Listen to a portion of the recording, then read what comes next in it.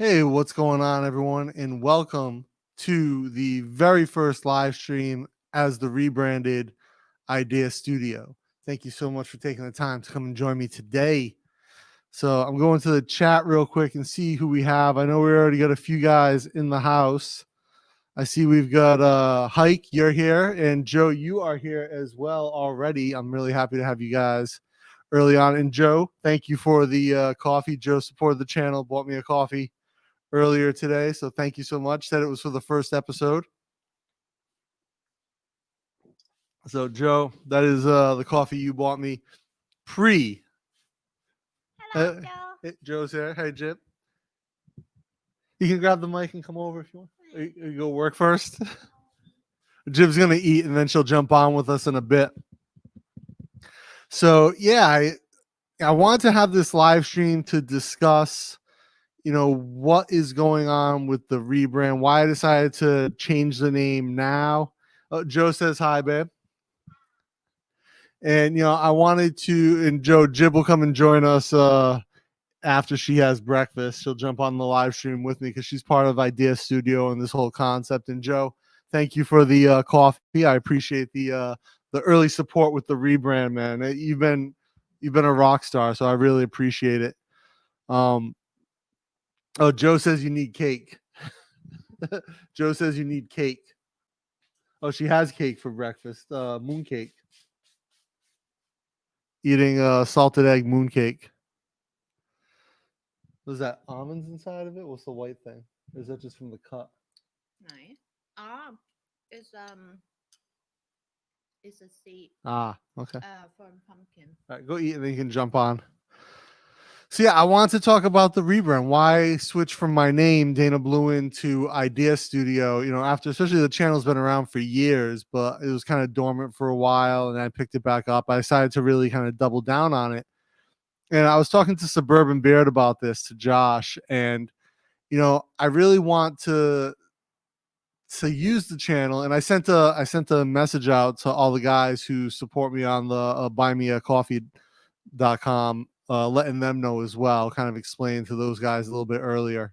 But the idea being that originally I wanted to explore ideas, I wanted to explore concepts, and not necessarily things I had the answer to. Just I wanted to be able to make content that was intelligent and that explored these ideas. And so originally when I started the channel, I started doing that type of content around business. But being so heavy in the entrepreneur space, being so heavy in the tech space at the time, and mentoring a few other younger entrepreneurs, the channel sort of took this direction of more like Q&A almost, or where like I was answering direct questions about being an entrepreneur, about entrepreneurship and business. And that content was good. I had fun making it, but it's not what I ultimately wanted to do. And because I was the person mentoring people and I was traveling around, I had a show in Malaysia at the time, so my name was really the smarter choice. And I want this channel to be more than just about me. Jib will play a big role in this channel. The things that we do, the concepts here in the studio.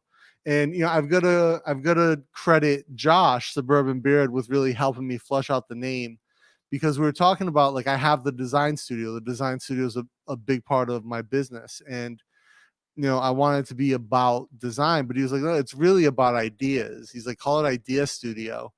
And so the thought was like, exploring ideas through the lens of design. And I think that's really the direction that this is all going to go. Hey, Steve, what's going on, man? I see you there in the chat. How's things in the Valley today? So, with that, the channel will kind of stay what it's been since I relaunched it. I'll keep doing, live streams, probably 1 or 2 a week. The book summaries are still going to be coming because I'll be exploring ideas through those book summaries. The walk and talk videos will keep coming. I'm actually, I've got one that will probably drop this weekend. Or actually, I've got the book summary that will drop probably on Saturday, my time. And then, I'm looking at a few other things, like how to tweak. What do I want to do? Some of the projects that we're looking at.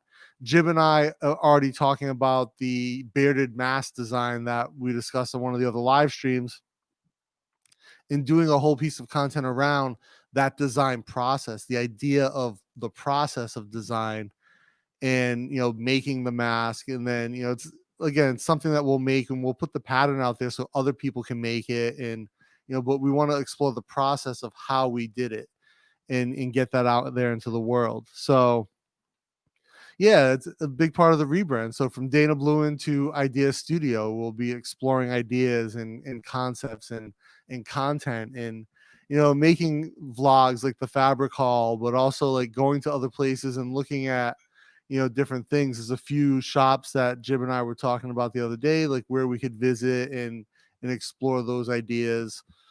And then there'll be a lot of bleed over from Bangkok Strange, and there'll be bleed over from Idea Studio into Bangkok Strange and the other stuff like Dapper Villains and what I'm doing, and all of that will kind of live in its conceptual form here.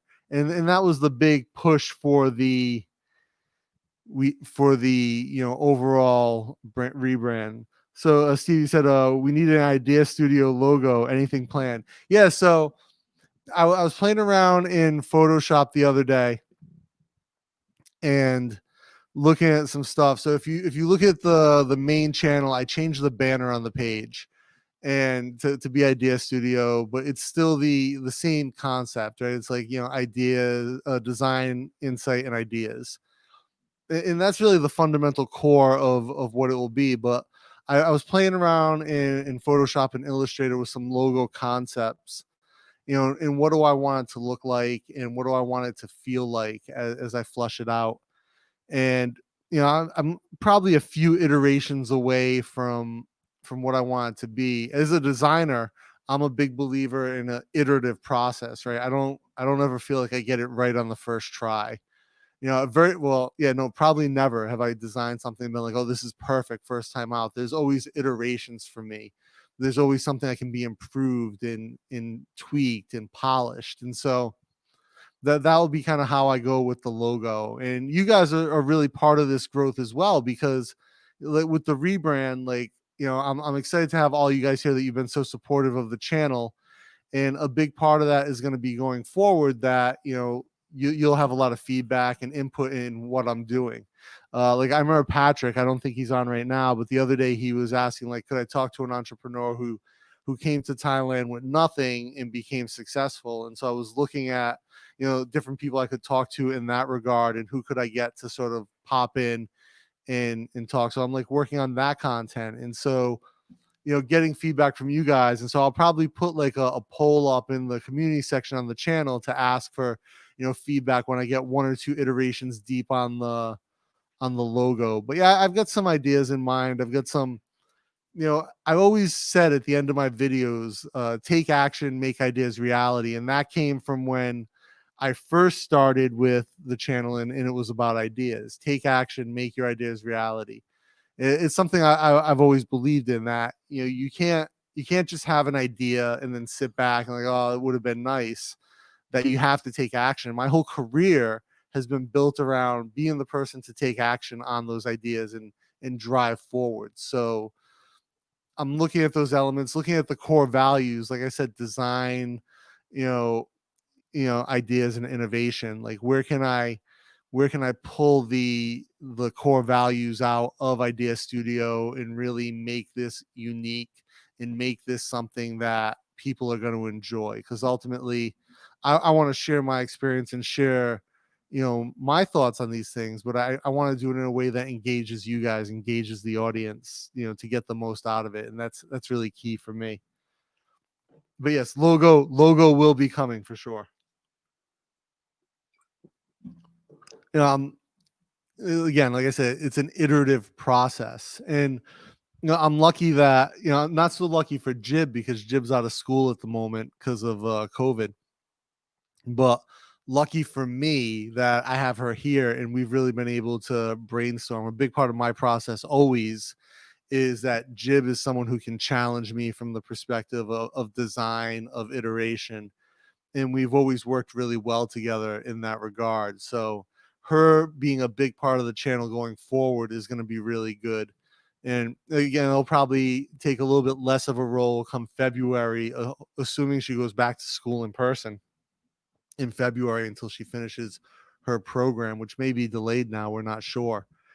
but she'll start to play a much bigger role, and you'll see her like in the sourcing videos when we go out and we do stuff, or on the live stream she pops on a lot. She'll become a big part of the channel in that regard, and really, as we explore things, we'll be exploring together. So I'm excited for that, because whenever Jib and I work on something together, it's always fun, it's always an enjoyable experience. Oh, we got Hike, you popped back in. Okay, yeah, I saw you guys were hitting the chat earlier. I appreciate that. I'm ready for your Suburban Bear collab. So Suburban Bear and I were actually talking about that collab, because Hike, I was talking before, he was a big part of the rebrand. So Josh, Suburban Bear and I have been friends for years and years, since I lived in Ohio. We met early on, and actually, if you go to the Dapper Villains website and you go to the blog about like the birth of Dapper Villains, it talks about how originally Josh and I were working on that together years ago, and it sort of fell apart, and I rebirthed it over here. But Josh was a sales guy, and I was an engineer at the same telecom, and so me and him talk probably every day. And I was talking to Josh about wanting to do the rebrand, and he was really my sounding board. And he was one of the guys who was really helping me with, like, he's like, do it now. I was like, should I wait? He's like, dude, he's like, you always say take action, dude, take action and make it happen. And so we started to look at different things that it could be, and we ended up coming up with Idea Studio. And I mocked up a bunch of like I said, if you go to the channel page, you'll see the actual banner change from saying my name to saying Idea Studio, but still the same three core values underneath, the same three concepts.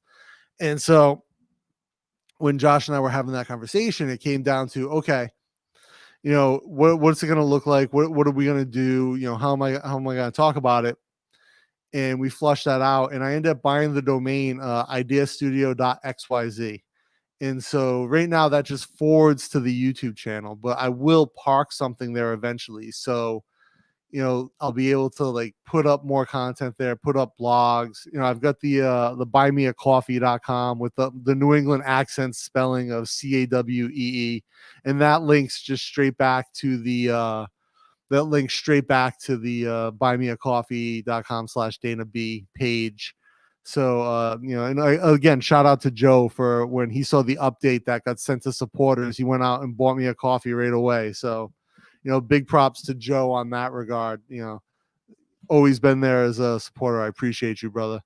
But yeah, I'm just, trying to build it up and build the brand and refocus it and make it, something great. And, I've got all the tools and all the time and all the potential and the resources and the people around me who are other great makers and creators. So it's the perfect place to explore ideas, explore thoughts, through that lens of design. Like, what are you saying here? Since I started watching him, nothing but penny saver videos come up in my feed. It's funny because I remember when for years and years when I was first doing YouTube really hard on the entrepreneur stuff, I was pushing Josh to do a YouTube video, and he didn't want to like really mess with it. I was like, yeah, you should do your own channel around the stuff you're doing. At the time, he wasn't doing the penny stuff. He was more in the eBay world, like sourcing and selling. And that was big. And he actually eventually did start doing YouTube content in that niche. But when he made the switch to the penny shopping, he just blew up. And but it's the same for me. If I watch like one or two of his videos, like my feed will be nothing but like other people doing penny shopping or deals. And he's built a nice little empire out of penny items. You got to give it to the guy. And so I am looking forward to doing a collab with him. We've talked about a few things. So what it'll be, we'll do something on his channel with me, and we're trying to figure out what that will look like. And we're thinking what I might do is go out and, what I might do is talk about the idea of the pennies and the deals. And it's a very different market over here in Thailand. So I might go out and explore, what that looks like as far as, what are the deals like in Thailand versus the US. So we have a shop called Daiso, which is a Japanese shop, everything's 60 baht, essentially $2. Or, what can I find at like Home Pro that goes on clearance, and how do you hunt the deals here versus in the US? And also things are a lot differently. The price points are different on things here because of taxes and imports and things like that.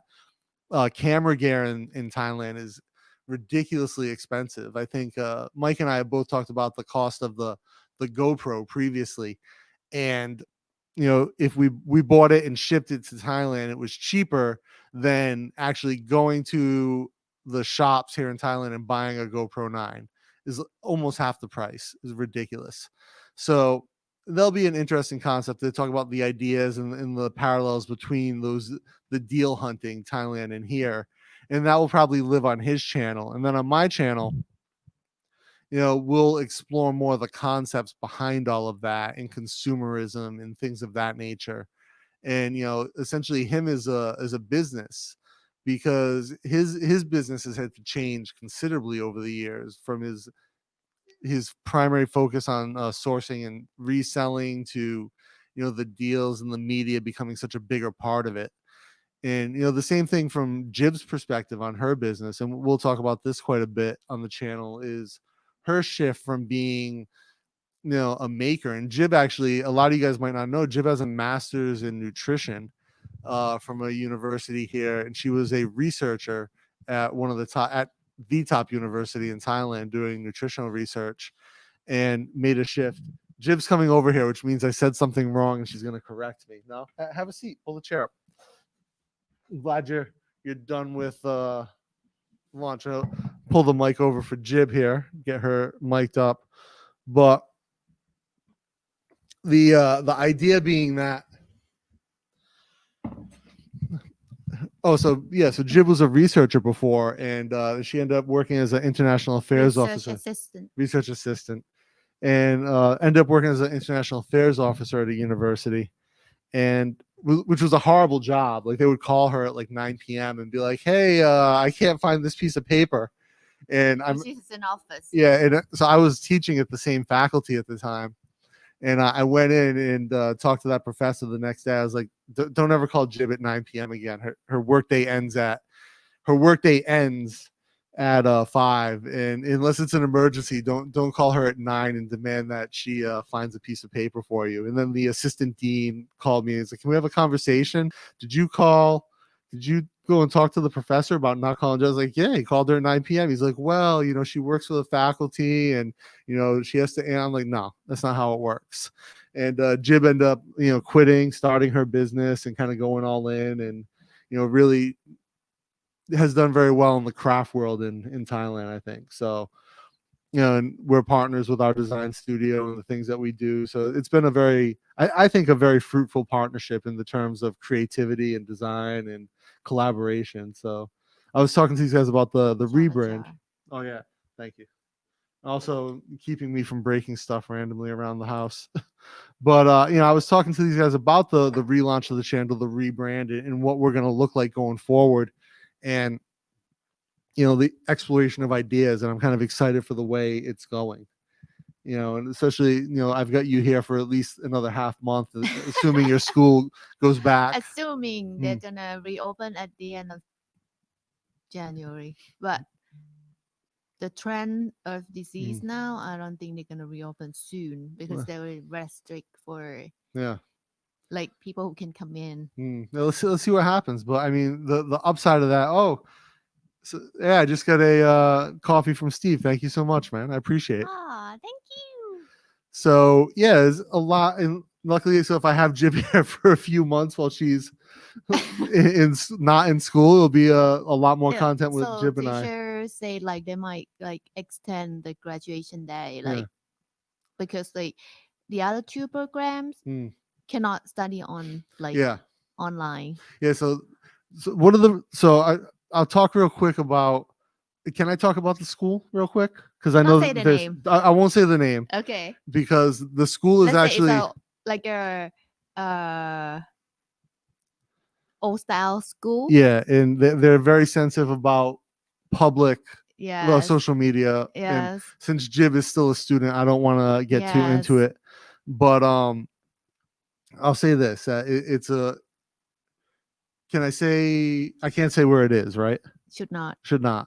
Okay, Just so say like that they teach three programs. yeah, they teach 3 programs: Only girls. embroidery, flower arrangement, and cooking, traditional Thai cooking. Yeah. All traditional Thai skills, and very strict uniforms, security, everything around where they're at.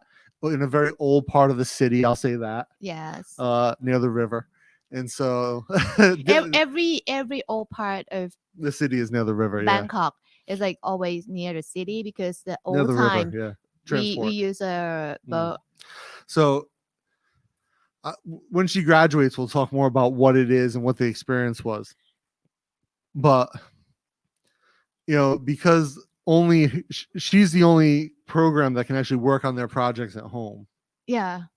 And there's 9 of you in your program? 7. 7 in her batch, and but the maximum number is what? 60? No, 30. No, 30. Yeah. But never a full. But the cooking is 60, right?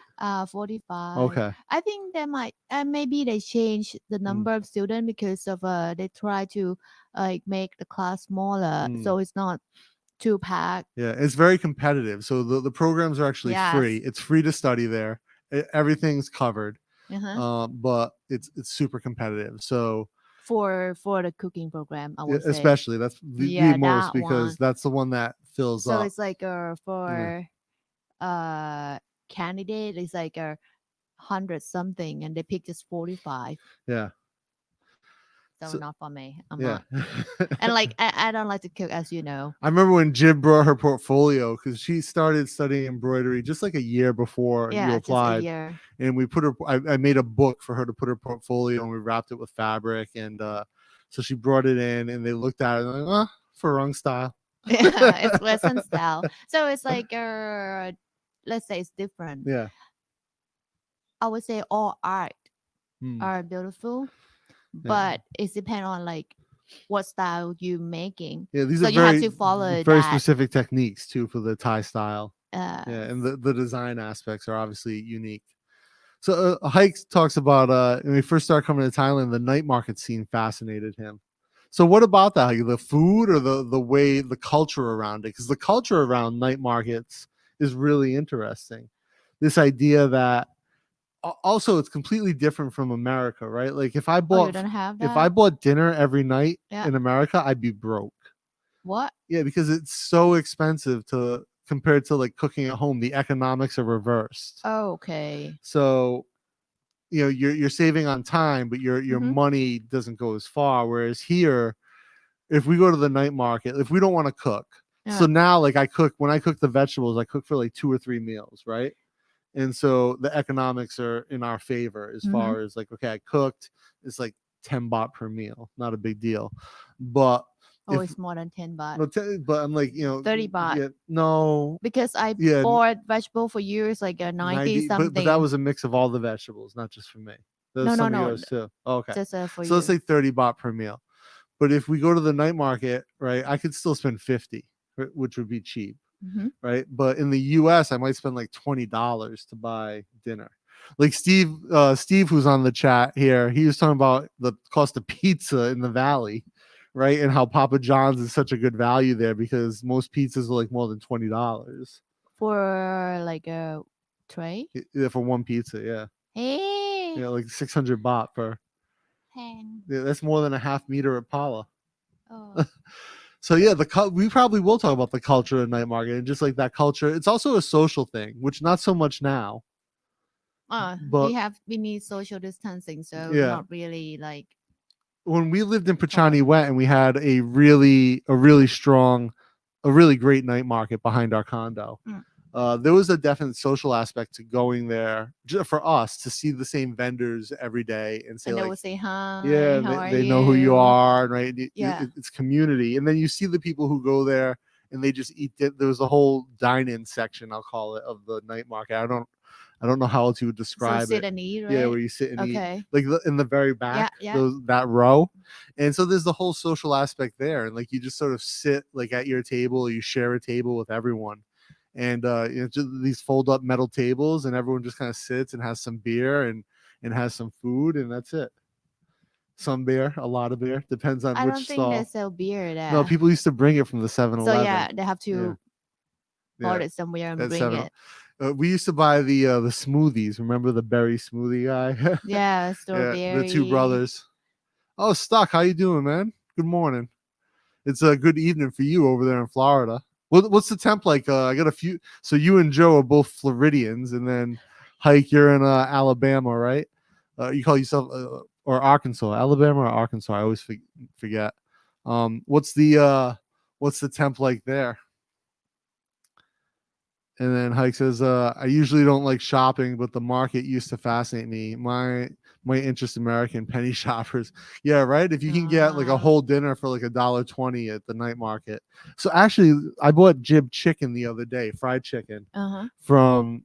So you guys who have all been to Thailand know 7-Eleven. It almost feels mandatory. Every 7-Eleven has a fried chicken lady out front of it. It seems that way. Mike's will confirm this. Like every 7-Eleven, at least in our hood, has maybe not in Asok where there's not as much real estate to get around. But so like 7-Eleven will have like a space in front of the building, so they let the vendor rent it and set up there. sell. So it's like it might be a fried chicken, grilled pork, or it's almost always fried something chicken. else. Almost always. The thing that 7-Eleven not sell in the shop. Yeah. Yeah, you're not gonna find a sausage vendor in front of 7-Eleven. It's not sausage. Yeah. No, but they don't want to compete with some of the 7-Eleven sell their own sausage. Not Isan, but yeah. So they will sell like a grilled Isan sausage but instead of a sausage. The fried chicken, I think I bought a drum and a thigh for Jib, and it was 35 baht, $1 basically, for like a huge piece of fried chicken, fresh made, right there on the side of the road. And that was her lunch and dinner. She split that into two. Please tell Jib he ordered the candy. Wow, okay. Thank you, Joe. It's in Boston. What candy is it from Boston? Boston baked beans. What's that? Was it? What do they call the peanuts? Do they call them Boston baked beans? The sugar covered peanuts? I think that's what. The entire culture of street food and night market defines. It absolutely does, Steve. It's interesting because street food definitely, I would say it defines Thailand, if not Southeast Asia in general. But I don't know. So when I've been in Myanmar, right, street food's not as big a thing there. But even in Malaysia, Mamak food, their type of street food is very definitive of their culture. And same here, Thai street food, like the things you get. Like if we go to a Senior Frank who sometimes comes on, he's probably not awake. He told me he's a late guy, but he lives on 95, which is the market for our community, and they've got you go there at night, they've got everything. You could buy vegetables. There's a lady selling fried spring rolls, like 3 fried chicken ladies. You can get yum. You can get. Is there a pad thai shop? Yeah. Pad thai. Oh yeah, but it's oily, not always, right? Yeah. Always there. Oh yeah. And I found like a fried tofu that you like. Yeah. But I didn't get it for you. Yeah. I like this. They have a matcha soy milk person in the morning, which I've come to really love. 48 Fahrenheit. Ooh. What is that? Northeast Florida. 48 Fahrenheit is it's gonna be close to less than 10 Celsius. Cold. Okay, so Hike is in Alabama. Hike. I get confused Alabama and Arkansas. 1 degree Celsius in Alabama. Jim's face. What's the coldest? You've been below 0 though. Below 0 Celsius in Korea. Yeah, right. South Korea, yeah. Yeah. Jib went to we were living in Pachani Wet back then, right? So it was 4 years ago. No, not that time. The time before that, I went to visit 2 times. Okay, but it was cold the time you went when we were first time with mom. Oh no, but the time you went with your Not friends, that it was cold. No. Why'd you bring the scarf? Because the weather forecast said it's gonna cold, but when we there, it's not that cold. So it's like easy to walk. Like wear this cardigan is fine. No need like a lot of thing on you. So I gotta tell a story about your bed when you stayed in Korea with your friends. Why? So because it's hilarious. Oh, okay. So, the bunk bed. Yeah, the bunk bed. So Jib and her friend. It was a hostel. It was a bed and breakfast. It's a house. So I think it was a bed and breakfast that they stayed in South Korea. And one of Jib's friends works for an airline, and so they all. And she speaks Korean A a little. little, and so they all flew. 3 of them flew to Seoul together, and Jib was telling me they stayed in a bed in this like bed and breakfast, and Jib was on the top bunk, and literally there was only like an inch, like she could touch the So ceiling, if like I like sit up, I will yeah. hit the ceiling Yeah. So she was like, "Oh, good thing you didn't come. You wouldn't have been able to fit anywhere because they wore that I have to sleep on because the you're the top. smallest." Yes, because I'm the smallest. Oh, Stuck says, "Hey, Jib." Oh, he says, "Hey to Joe." Joe. Oh, my bad. He me na. I gotta check my eyes. 7-Elevens are so cool in Thailand, but make no mistake, here in the U.S., they're sketchy. So Really? my friend in Rhode Island said this the other day because What? she went to a 7-Eleven Uh, in Rhode Island, and she's like, "Oh, it's like the sketchiest place." well, what? And I Why? was like, really? I don't really remember too many 7-Elevens in Rhode Island, but I was like, 7-Elevens in Thailand are awesome. I was like, you can get anything you want, pay all your bills. They have Yeah. fried chicken, right? There's all this crazy stuff. You can get like Thai tea. They have cafes inside of them. And she's like, "You have a fried chicken lady in front of your 7-Eleven?" She goes, "In Rhode Island, we have a guy selling crack in front of 7-Eleven." What? Yeah, so I believe Steve when he says that. What else we got here? 61 Fahrenheit in San Jose. Nice. That's like my ideal temperature is like I would say mid 60s to like mid 70s is where I really like it. Our temp right now in Bangkok, we're 24°C. So this is like an okay temp. When it lately it hasn't been humid, so it's really nice, and I can tolerate without aircon up to like 31, 32 Mm. if I just have the fan. The second, like come April and May, like it will be sticky outside when you walk outside, and you get out there and it's so thick and sticky, and like the air is just like, oh, what's going on? Why is this so horrible? Even Jib hates the April May weather. Mike probably loves it. I would imagine, like for him. It's okay for me, but just like hurt to go out Mm, like afternoon. yeah, it hurts to go out anytime. It's so sticky. One of the things that's interesting, and Hike was talking about, like he hates to shop, but he loves the market, the night market, is the juxtaposition of consumption here in Thailand. So you have the night markets, which are really affordable and cheap, and even like the Friday market at the Wat, where they sell Mm-mm. clothes, like they probably buy at Patum Nam, right, and then Yes. bring here and then sell them for like 30 baht for pants, or Yeah. 40 baht for a shirt. Whereas you could go to Paragon or Siam. I guess the new Siam Icon Siam is probably considered more premium than Paragon. I think the same level. Yeah. Same level of premium because same owner. Mm, But like the idea is like you don't have to travel so far. mm, Like if you live in the other side of the yeah. river, that's So it. I think it's always interesting to look at like Icon Siam And or now they have Paragon. that one BTS Yeah. open. But it's like a like that really like ultra consumption of like you've got Prada and Chanel and Louis Everything. Vuitton. Yeah, it's kind of crazy. Car Aston dealer. Martin dealerships in Paragon. Motorcycle. And Harley Davidsons, Ducatis, all these things that are way Oh. over the top. And like there's a Lotus dealership inside. Bentley. Yeah, there's I Bentley, remember there's Bentley. Lotus, there's Rolls-Royce. Rolls Royce, there's Lamborghini, like all these things that are just insanely expensive. But then you go to and even they have like a fake street food market in Paragon, and it's like 100 baht for chicken and sticky rice, like a small portion. I can't remember the price because of It's- course I'm not gonna eat yeah, like that food in that Paragon. food court. Yeah. If I gonna eat there, I will walk to McDonald's, Hmm. standard price, Yeah, I think or Burger the King. only place that we usually go in Paragon is Kinokuniya and then Yeah, UCC. the bookstore Yeah. and a coffee shop. But actually, like I ate there many times, so Mm. it's like if I'm gonna eat there, I will go for like a nice restaurant. Mm. I would say from like I love that Kinokuni. They have a great design section, right? Mm. An art section for a bookstore, phenomenal. I don't remember the last time I was in a great bookstore in America. Like, when I lived in California, so when I lived in Monterey, Steve, there was I think it was a Borders or a Barnes and Noble in Pacific Grove that was really big.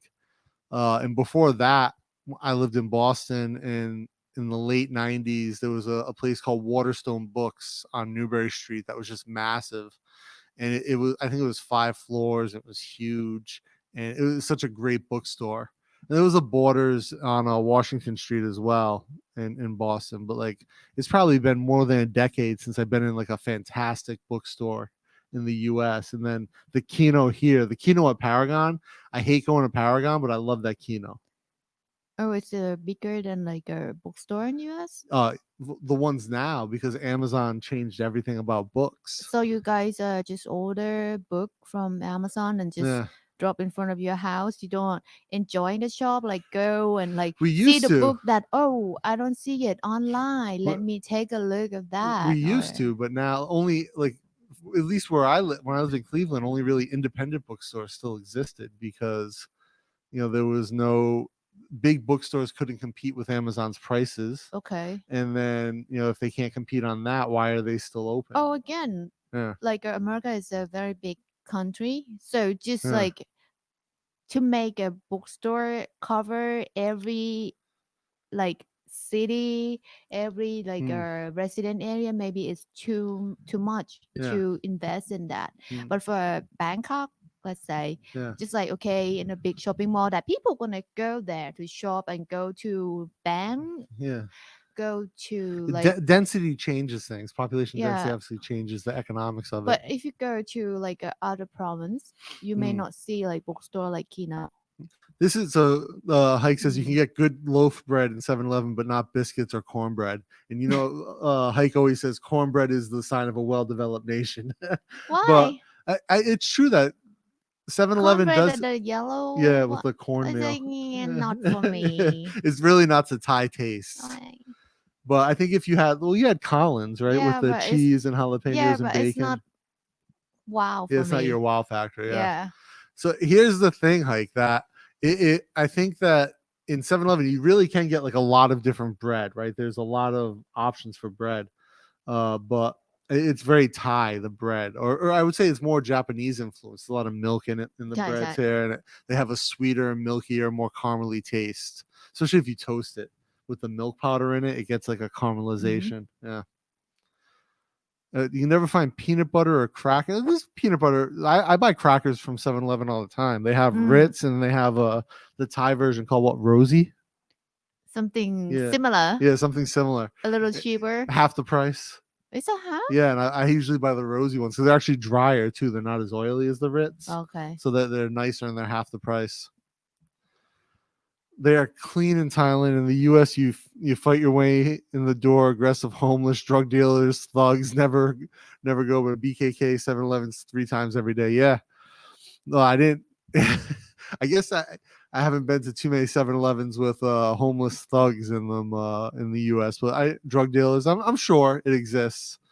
What's so scary there? Yeah, Like but here, drug dealer not gonna like just like stand in front of 7-Eleven or near that. yeah, They will find other place. yeah. Actually, speaking of drug It's like a dealers, pub I don't know if or you guys saw that they have a new. They're calling it a designer drug or a drug cocktail in Bangkok.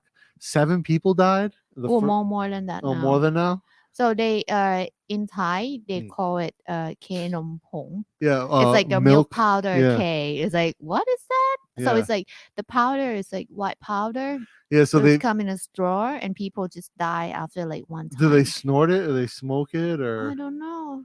so? But like forensic police found Mm. like a white powder around their mouth. Oh, I okay. think so. Maybe like inhale. So what the chemical analysis has showed is that it's a mix of ketamine, heroin, methamphetamine, and clozapam. So all of these things mixed together and just they think it's coming from Patum Thani, right? That's what they guess. Yeah. But like And maybe Patum Thani is kind of a shithole. have to like let them investigate. Mm. Maybe But yeah, so how many dead now? To 7 the first day. I can't. I Mm. don't know. I didn't follow that news because it's the thing that far from us. Like Yeah. we're not gonna And like this, everyone was take between what 21 and anything. 34. What? 21 and 34. At least when the 7 died, that was their ages that they It's like announced. working age group, Yeah. but not like we. I think we say be 40 Mm. up. Yeah. So fine. Yeah. But yeah, it's kind of crazy. Like, so I don't know where, I don't even know where people would buy drugs in Thailand, like where they would get it from. But Let's say it's not our lifestyle. We yeah, don't go out in the night. We don't yeah, go to the pub. We don't do anything. We just sit at home and work all yeah, day. it's true. And So all night. how can we see that? Occasionally we watch Impossible. Idiocracy on the weekends. Make homemade popcorn. Yeah. So yeah, when thinking about that drug though, it was kind of weird that it just popped up, and then it was raising issues about COVID spread because there are people like gathering to like Yeah. do these Even they things. say like do not like Gather. gathering. Mm. So that's why like police say like see that that's something wrong. So Stuck brings up a good point. In the rural areas of Thailand, 7-Elevens are a little different. In some of them, you can find company there, hanging out inside. So actually, when I was in Ubon Ratchathani, there was a big 7-Eleven across from my hotel.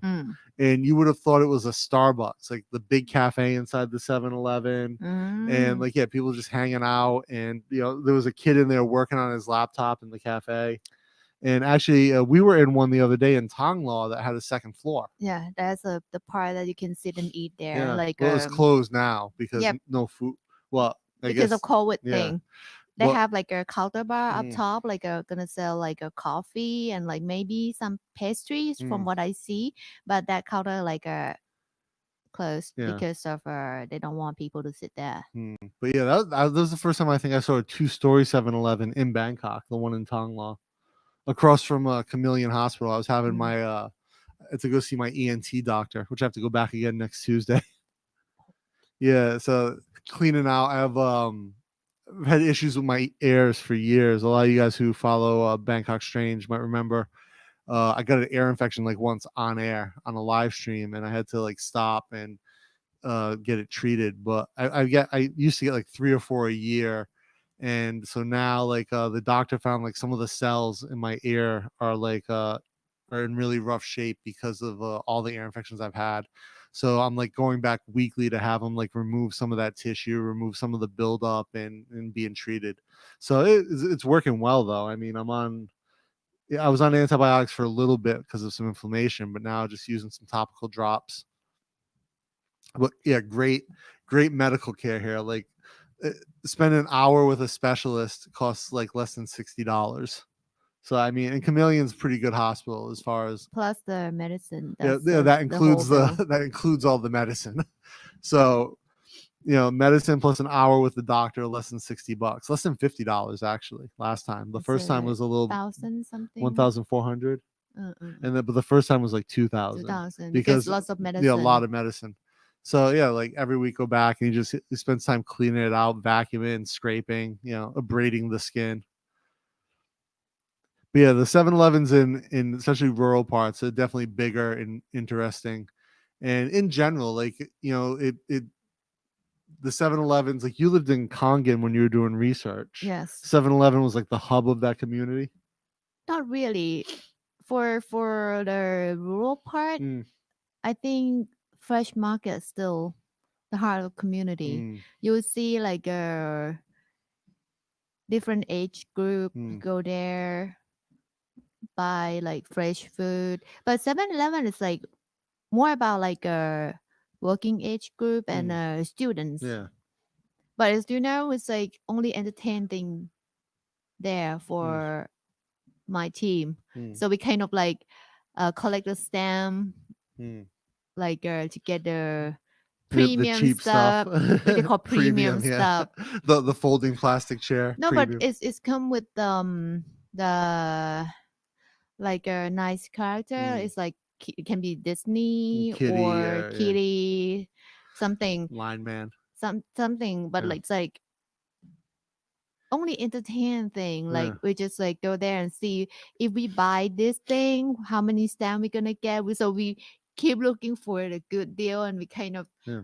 beat each other with how many stamps you can get one Well, time. that might be the thing I can do for Josh's channel when the stamps come back, is like the things that you can buy to like double up your So stamps. I don't know if it's the same in US, that you will have like a No, they don't. big like a poster. They say like, okay, this week, like this day till this day, Yeah. if you buy like, okay, let's say a bottle of Pepsi, Yeah.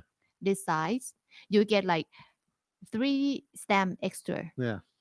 But No, next I don't week think they it do will that in change the to be like US. a canned coffee. You will Yeah. get like 5 stamp extra. Mm. So before we buy anything, we have to look at that. Oh, so I end up with the canned rambutan, like a dozen of it in But the you love fridge. that, so Yeah, so it's fine. Like it's your favorite snack. whenever this like a show up on poster, I kind of get them all. So Steve brings up a good point that the great non-chain bookstores in the country are sadly disappearing, which is true. Ooh. And so in America, independent bookstores, are always like the great, like, you'll find the niche stuff there, and a lot of those are gone now.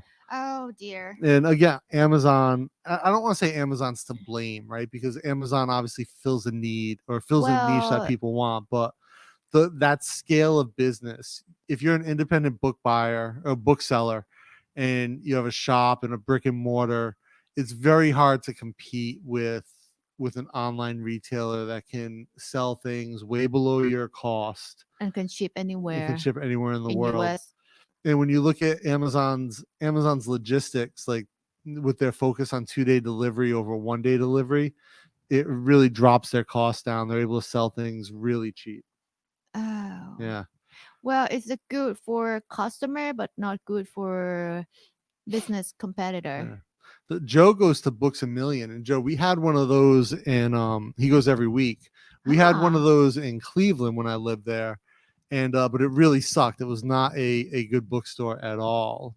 That one that we had in the community I lived in, definitely not great. I used to, when I lived in Boston, there was a couple of great independent ones. They said there was a Waterstones, which was like a smaller chain compared to like an Amazon. It was massive, but Brookline Books was always like one of the great spots that you could go and you could actually, authors would do their speaking engagements there.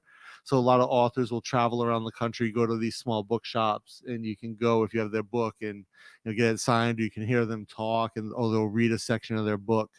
And the Brookline Booksmith was always the one that I would go to, because they would have like the best authors coming and giving talks and readings. Then Harvard has their own little book community as well around there. So, in Cambridge. So do you remember Yeah. the time that you asked me like, why do I like to buy physical book? Why don't I use Kindle? Yeah. Why don't I read it ebook? Remember when we just lived together? Well, I mean, for your craft books, I get that, right? Like you can't look at a pattern on a Kindle and be like, oh yeah, this is. But yeah, it's not so good though. Like the same with the sewing books. I've got a few sewing books on ebook, and it's like, not the greatest. But like I like to read on the Kindle because it's easy and quick for certain things, especially now that they have continuous scroll, right? That you can just scroll through. So if I'm reading a book that doesn't have graphics or doesn't, and now have, you collect physical book like me. Well, for sewing books, yeah. No, you bought business book too. Yeah, a couple of business books, yeah. A couple dozen. Like, a couple dozen. how many space that you if we occupy my shelf? If we look at the shelf, your shelf, it was our shelf. It was my shelf, and so it's now our shelf. Yeah, if we look at it, it's definitely it's not 50-50, but maybe I take up a third. Yeah, so it's a good point, Hike, is that libraries, for sale that you when I lived in Cleveland, the libraries were amazing. And actually the co-working space that Jib and I belong to here, the AISDC, the AIS Design Center, and is it Emporium? Yeah, they have a library of design books in that center, which is phenomenal. And actually probably one of the best collections of design books in Thailand. You can't take it out, but you can use it while you're there. Yes. And it's only 1,250 baht per year to join. They're closed most of the time now because of situation, but before this, it was always open. Not always open, but like, I think until 10 at night. But public libraries are very different here than in the US, where they don't have. There are some public libraries here. They're not as big as US public libraries. Like they don't match the size, and they don't have as much inventory and throughput that a US library does. But no, there's still a resource that's available here. But there are private libraries in Thailand that you can buy a membership to, much like AISDC. There's one in Paragon.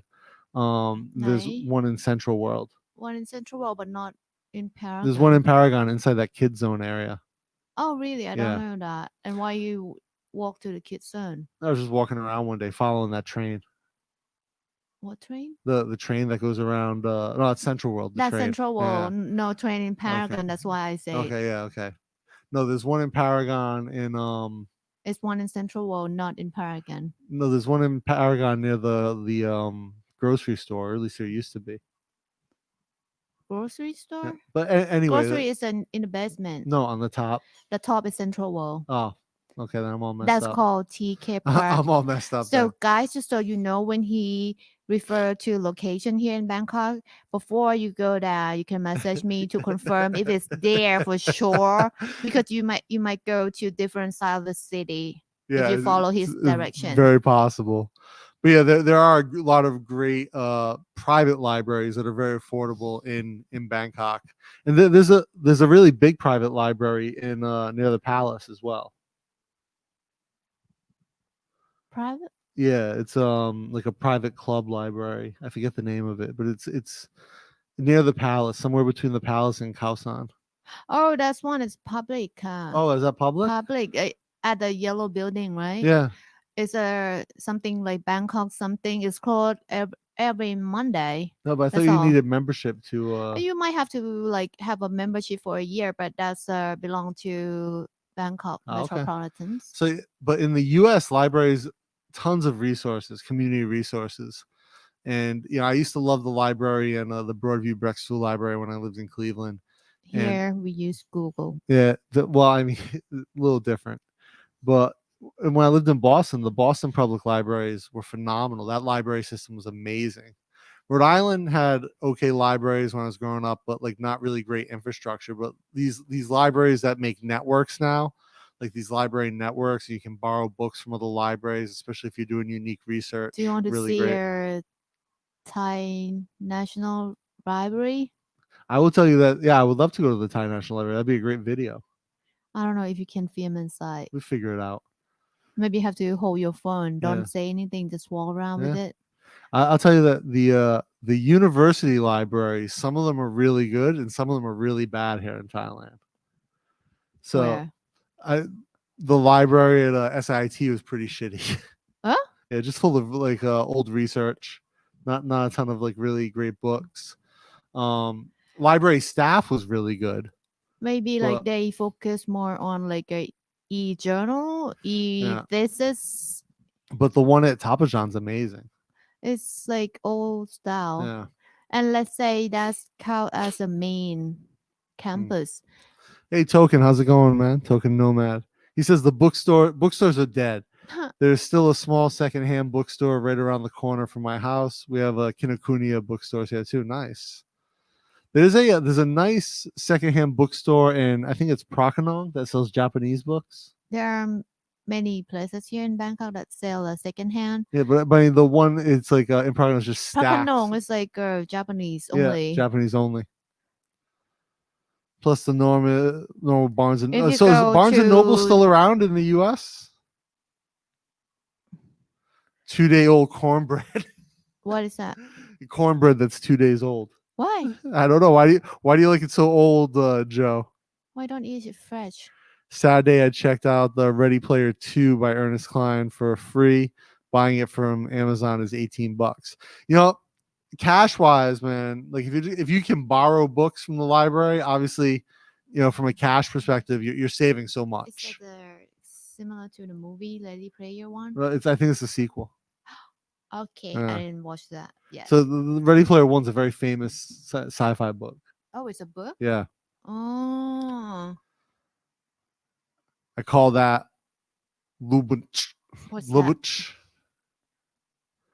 The jumping through this. Yeah, I used to live next to 7-Eleven on 7th Street. I went to SJSU, management for homeless around the area. Oh, magnet for homeless around the area. So apparently that's the that's the go-to now for homeless people. He says 7-Eleven in the US. Do you guys have Circle K's out in California still? We never had them in the US. The only place I've ever seen Circle K is Florida and California. Oh, Maurice, what's up, brother? The convenience of Amazon is hard to beat. I love brick and mortar bookstores. Spent my many wonderful hours in them. Yeah, true. Like sitting in an actual book and mortar bookstore and just browsing and looking and getting a feel for what you might want to buy is fantastic. Which is why I love Kinokuniya. That design section is just filled with amazing books that you can find really interesting things on. Every time I go now, I look at there's this one book on design of chairs that I'm really like, oh, I want to get this book, but I'm like, am I gonna make a chair? I would love to make a chair, but am I gonna do it? You have all equipment that you need for it, but most of will it. you do it? That's the question. I don't think I have all the equipment I need, but I have most of it. Yeah. So there's some again in certain things are just worth having in book form. I think to just read is already satisfied. You don't have to make it. I like to make. You see how many books that I have for knitting and craft? Yeah. And crochet. Yeah, so if I have to make everything from all those books, I have to live until maybe the 30, difference is sometimes you pick up a technique 300 years old. You pick up a technique from one book and you put it into another project. So I mean, I've seen you do that. But yeah, there's something very wonderful about a book space. Same thing with a library. A good library, there's something just absolutely majestic about being in an amazing library and being able to be around all of that information and knowledge and people. The token nomad, my dorm room at Washburn Hall was the closest room to that 7-Eleven.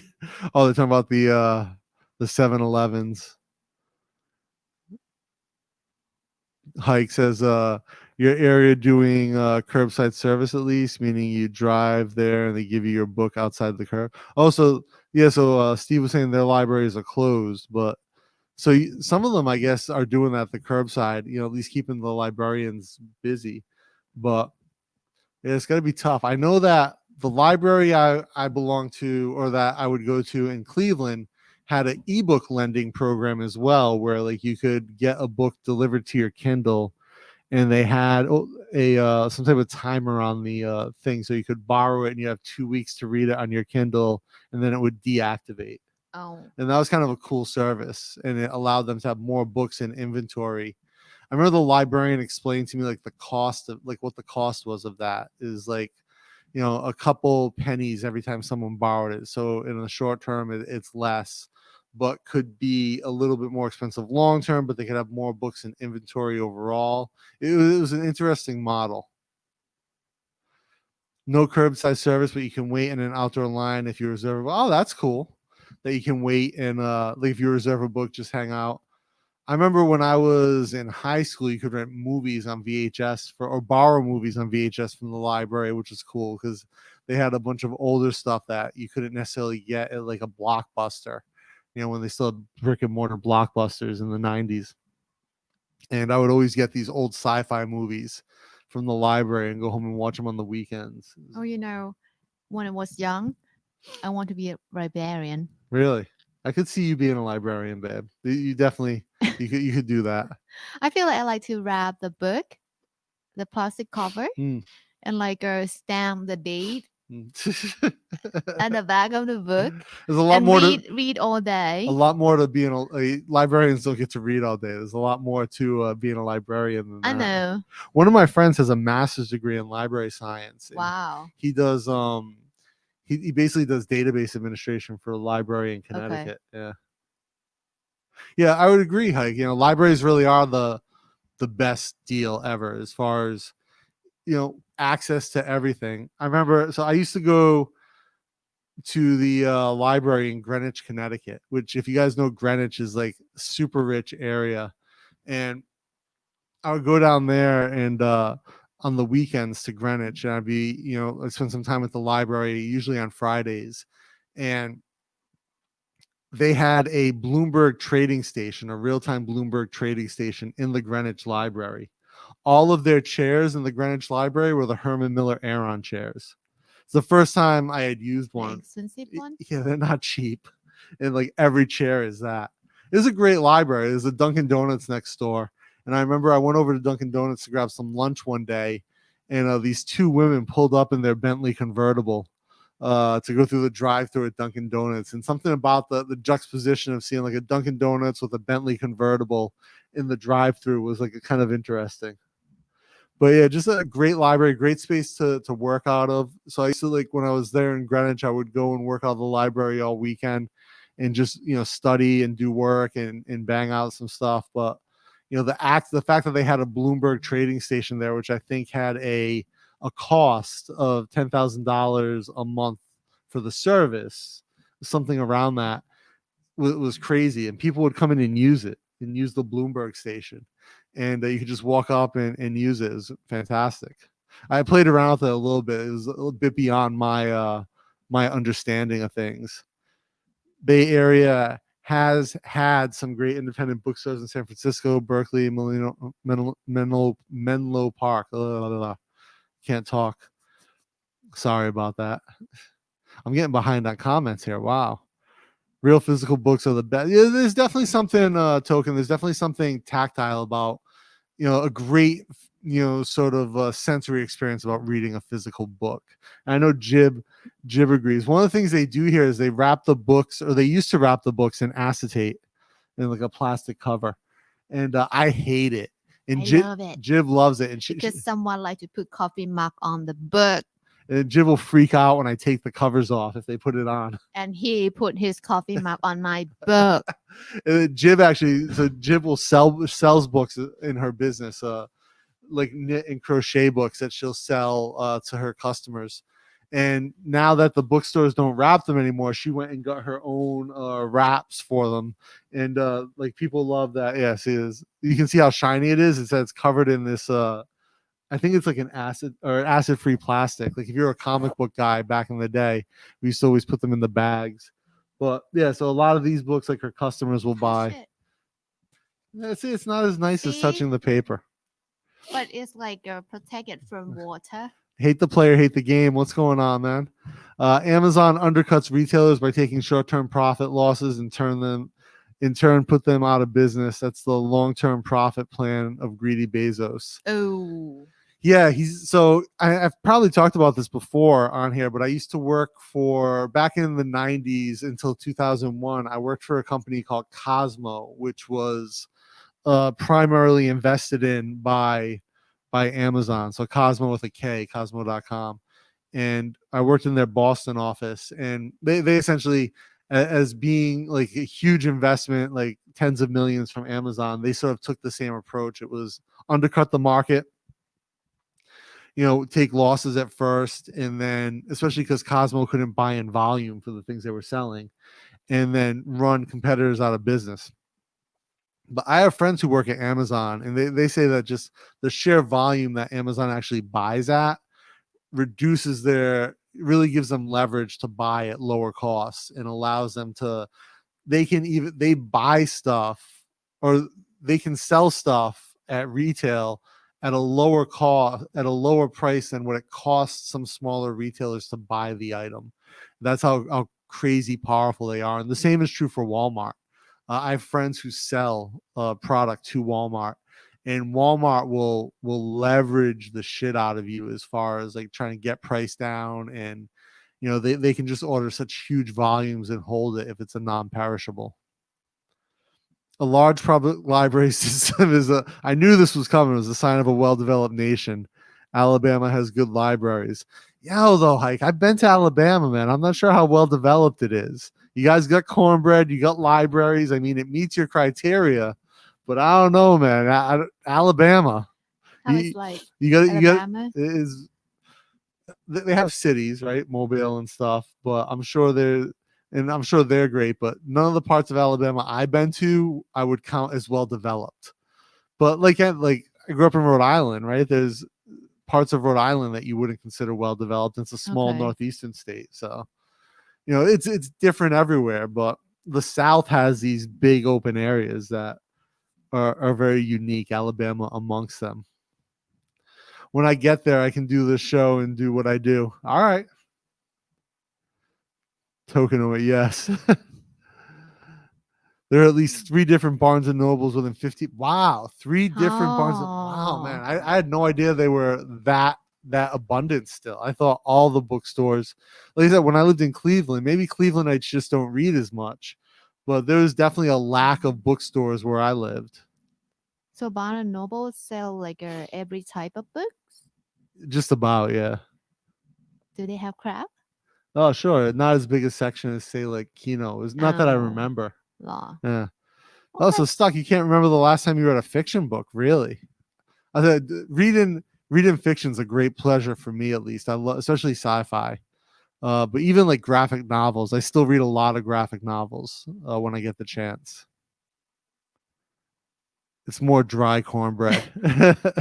Oh, when you hear I will buy your khao tang. Khao tang, the one that fry dry rice with chai, the yeah. sweet on top. Chai. It's like rice cakes, but candy. So it's like rice cakes with like coconut, like caramel on top. Barnes and Noble is still in the Bay Area. Having Starbucks inside helps keep them in business. That's right. I remember Barnes and Noble put a Starbucks inside of them. So you guys that have Kinokuniya in the U.S., do they have UCC inside of the Kinokuniya? Because UCC is inside the Kinokuniyas here that have cafes. Paragon, because like M Quartier doesn't have, or Iseran they're not big enough to have a cafe inside. I think M Quartier is big enough, but as like they have many coffee shop around, maybe it's not a good idea. The UCC is a great coffee shop though, because you can get French press, you can get siphon, right? So like for the most part in Thailand, most coffee shops are only espresso based drinks. Thais seem to espresso. Yeah, so Thais love milk in their coffee, right? Condensed milk. Condensed all milk.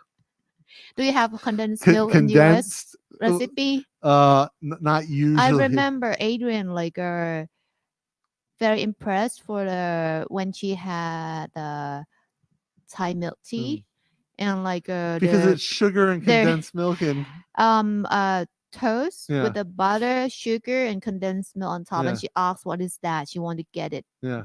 And take it back to US. So condensed milk so it's condensed milk. What's the other milk that they put in the coffee? Evaporated milk and, that's not sweet, regular but milk. a very fatty flavor. But Thais like their coffee like that, so it makes sense to have espresso as their primary coffee because it stands up to that milky fattiness better, and you still get coffee flavor through.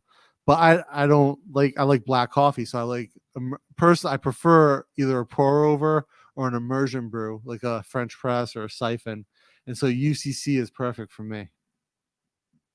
Maybe you should make a video when you go to coffee shop and sip a coffee and explain about it, because you're so picky about coffee. I'm not picky. I just want good coffee. So hate it for me. They call Circle K Stop and Rob. Oh my god. What? They call Circle K Stop and Rob. In America, it's what not is Circle K. Circle K is like a 7-Eleven. It's a different brand. It'd be like Family Mart. Okay. But in America, it's common for those types of places to get robbed. But you have CCTV. Yeah, but people still rob them. Yeah, but can you shoot the thief in the shop? Depends on what state you're in. Oh, it depends on state. Okay. But because here you cannot, no matter where we you don't are. have guns here, right? Not as many. Yeah, the legal one, not easy Amazon to get. undercuts local retailers. We're taking short-term. Oh, did I already show this? Am I behind on my comments? That's their long-term profit plan for Bezos is a unique individual for sure. He was in our office once when I was in Cosmo. Like I didn't get to spend time with him or anything. And this was back in the 90s before he was like the shaved head jack dude he is now. He was like a balding, like kind of wimpy looking dude.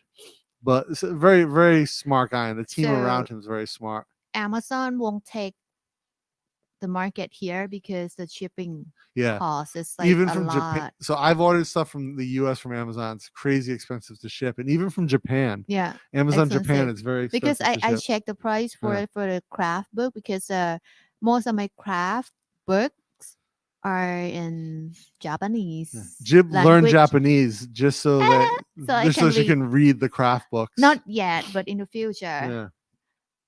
I can read it. You're pretty. I mean, you can read some I letters. can read hiragana and katakana, which Yeah. is that's enough for me that I can type it Yeah. and search it Yeah. to get the meaning of a short word, and I can like split like because the way they write is same as Thai language that no space between words, so you just have to guess like where's the word and where's like a verb or like I can guess that. Yeah. I can remember. I can find the jacket book for you. Yeah. It's in Japanese. Yeah. So I wanted a book on specific jacket types. It was in Japanese. There's a sewing book, and it talked about Japanese are very big into like American heritage clothing, and probably do American like vintage American heritage workwear better than America does. How can that happen?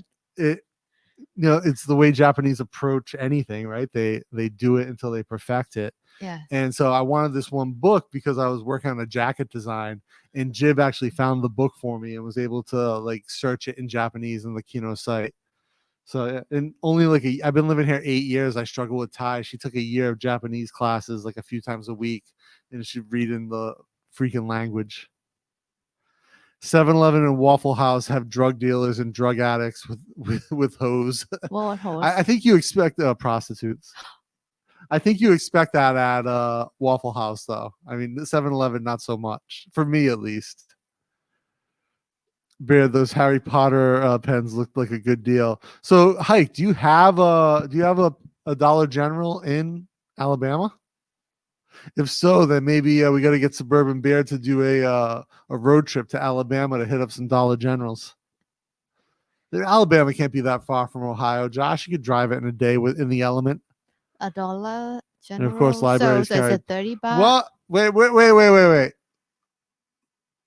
What library has Playboy? Because that's the library I want to belong to. Really? Playboy though, so Playboy in Thailand is different than Playboy in America. Cannot show everything. In America, have to censor some part. In America, there's no bikinis in Playboy, but also in America, Playboy does have a lot of articles. Well, actually, didn't Playboy get away from nude? They don't do nude at all anymore. Is that right? Really? I believe so. I believe that was the idea. Playboy without nude. I think that was like they made a shift like a few years ago. I don't know if they went back or not, but I remember does Hugh Hefner own it? He used to. He's dead now. Hugh, not huge. Maybe huge. I don't know.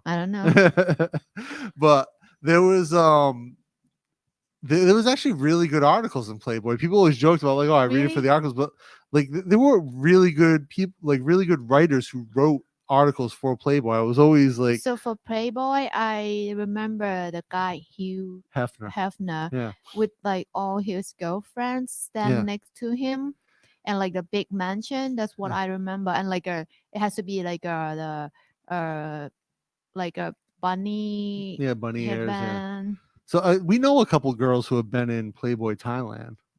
Do we? Yeah, like Nat. Oh. And what's the one who looks like an alien now with all the plastic surgery? Yeah. Oh. And then the short one. So many of girls that you know are in that magazine. We know. Not that I know. I think we both know them. They remember you, not me. They all Nat always. Whenever I would see Nat because outside like, of Nat saw me. She would always ask like, how's your girlfriend? So Nat always remembers you. As Nat might be the only one. Even I saw like the I can't remember the name of the girl that with all the plastic surgery, but I saw her once. We saw her on the train and she didn't recognize us. I can't remember her because like she keeps changing. Yeah, remember we saw her on the train. You pointed her out. I didn't recognize her, and she saw us and didn't recognize us. So, yeah. But yeah, some people we know. Well over half of Amazon business is people like me selling through Amazon. They just handle the shipping and customer service. Customer service. Yes, I know what Josh means. I gotta start blasting through comments here. Oh. Joe's Bros before hose. Holla. Rose Garden area of San Jose. Oh. Campbell bordering Saratoga. Waffle House are fun. 7-Elevens aren't. When my kids wanted a Slurpee, I try to lead them elsewhere. Hike, I will wait 90% in a few days. Oh, do they sell Slurpee in winter in US? Yeah, of course. So like you freezing outside, wear like an overcoat and everything, and you still go to 7-Eleven to grab a cup of Slurpee. Absolutely. And walk outside and it never melt? Yes.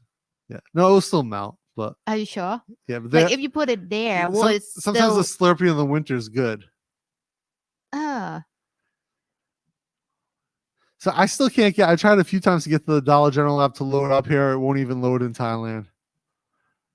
1% above cost. Damn. That's crazy. Lived in, these guys are talking about where they're at. Bama has football. Bama does have football, that's for sure. So when you say football here, it means soccer. Yeah. Yeah, so that's into, most of you guys here have been to Thailand at some point. So you know that if you say football, it means what we would call soccer.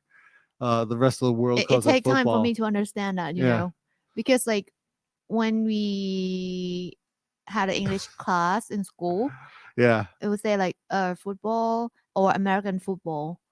Yeah.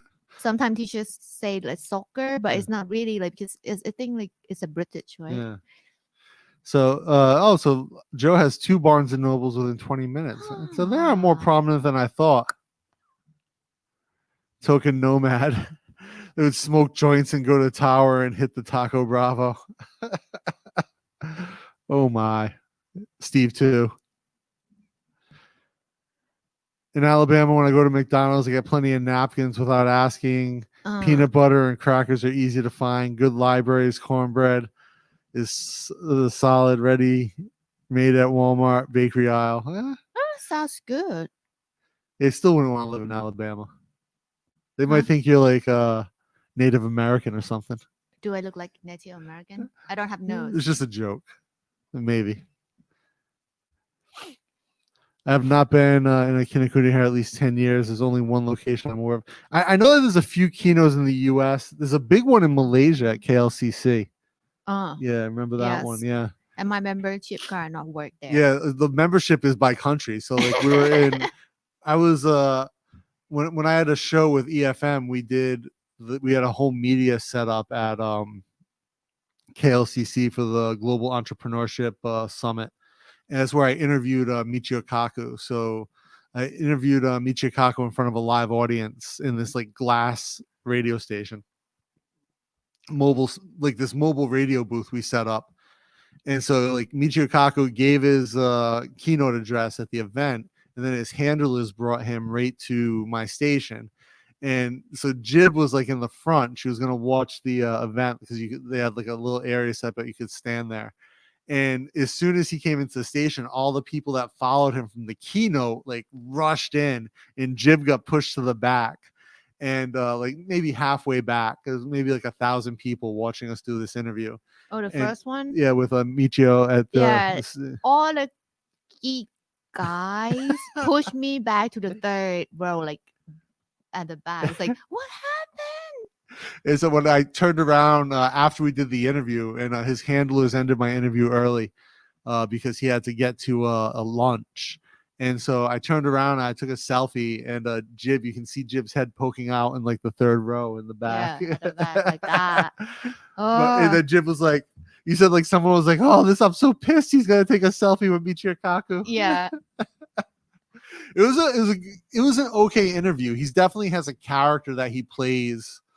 Because we had dinner with him the night before at the rooftop of I forget the name of the building across from the Petronas Towers. I can't remember, but it's a nice like a private party area with a pool. Yeah, the pool and the open roof with a free drink. Free drinks, yeah. And so in a Muslim country. So for the food that you cannot eat. Yeah. Yeah, Jib was eating. They had Wagyu sliders. But yeah, we had dinner with him the night before, and I had a great conversation with him for like 2 hours. We talked about like at the time, we sit with Dash, right? yeah, with Dash and me, him, Dash, you, and UN. And Emily. No, Emily wasn't with us at that table. Oh. Yeah, okay. and she went back to her room early. Okay. And my producer Emily. And so we had like a couple hour conversation. We talked about at the time quantum computing this was years ago, so it was like really early stages, and they had just flipped, I think it was like 18 bits and quantum bits. It was like the most ever, and we had like this huge conversation about quantum and the impacts on all these different aspects of technology, because he's a physicist, but he's a futurist, and great conversation. But too difficult. Yeah, but I remember the next day we went to the kino, and then the day after the interview on the radio with Michikaku, we went to find a craft shop, a yarn shop in Kuala Lumpur, but they were doing construction near KLCC, and so all these roads were closed, and we kept getting lost, and it was only like 800 meters from the hotel or something, and it took us like over an hour to walk to this mall. And then we have to walk around. Yeah, and then I posted, and all my Malaysian friends like, "Oh, it's such a ghetto mall. Why'd you go there?" Alabama FTW. Do you mind if you show the two dolls of you and Jib, please? Oh, babe, do you have your doll? Yeah. So I've got mine here, and then this is Suburban Beard wearing his ascot. So mine with the open collar, Suburban Beard with the pink ascot. This was an actual representation of my hairline about 5 years ago. Now, obviously, it has migrated down to the beard slightly more. Where's my doll? Jib's trying to find her doll. While Jib looks for that, I'll keep going through the comments. This is Jib as this is actually this is like a Princess Leia doll Jib made for the with the buns for Star Wars Day a few years back. Jib always does like a something for like the Star Wars movies, like whether it be Princess Leia, or she made a BB-8 hat for me. Hi, Kinokuniya is a Japanese chain of bookstores. They carry usually, obviously, a lot of Japanese content, and then Japanese books, English books, Chinese books, Thai.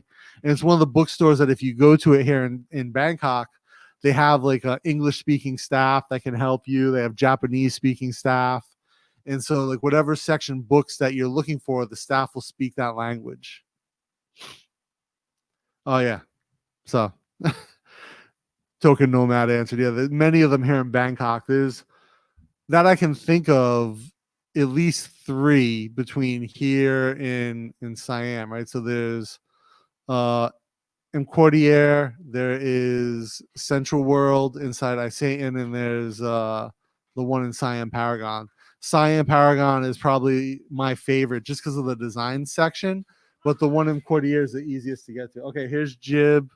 Here's me and Jib in crochet doll form. And it's a Jib with crocheted in a traditional Thai dress with a flower in her hair. It's a bit blown out. Sorry. Jib has a whole collection of. Let me see the. This is my design, but the rest is not. Yeah, so some of them these are her designs. These are 2. The pants are falling off this one. These are 2 characters in traditional Thai outfits. Here's one with the Isan style outfit with the belt. This is a doll Jib made called Victoria. She made this one as with like was this the gay pride one, babe, with all the colors? This is when the U.S. legalized gay marriage, when the Supreme Court ruled that it was unconstitutional to ban gay marriage. Jib made this this gay pride Victoria.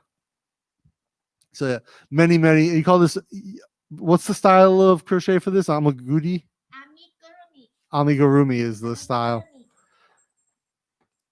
So Hike, yes, they have tons of books in English. They have tons of books in Japanese, Chinese, Thai, but yeah, lots of English books at the Kinokuniya for sure, especially the bigger ones. Every branch has English section. Electric handy carts for obese people must be a sign of a well-developed place also, right, Alabama?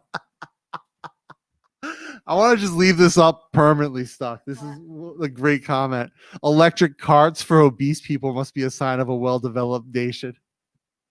Okay, these are earrings that Jib crocheted. Can you tell what is that? Is the Mickey? Yeah, Yeah. Mickey Minnie. Mickey Minnie. So in America, you know, like if you go to Walmart, they have carts for fat people to ride around in. Oh, is that from the mall? I thought they like must bring it.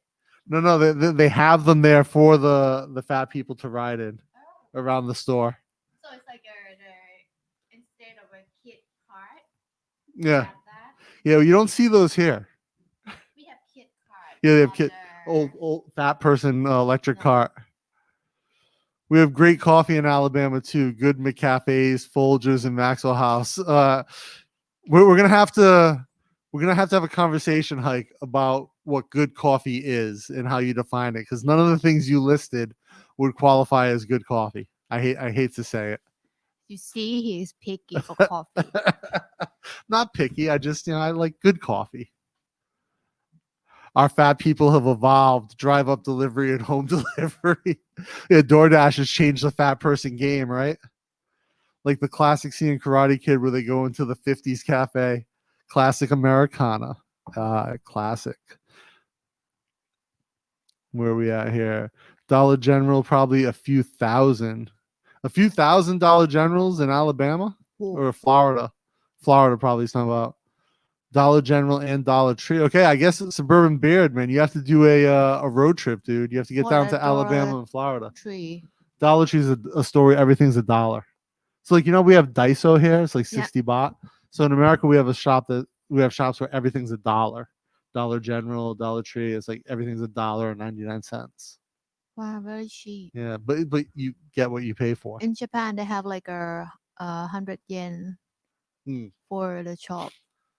It's the same as Daiso. Actually, things that sell there for 100 yen, like a 33 baht, sell it here 60. Yeah, Daiso's not great. Things that are 60 baht at Daiso, like, don't work. It depends.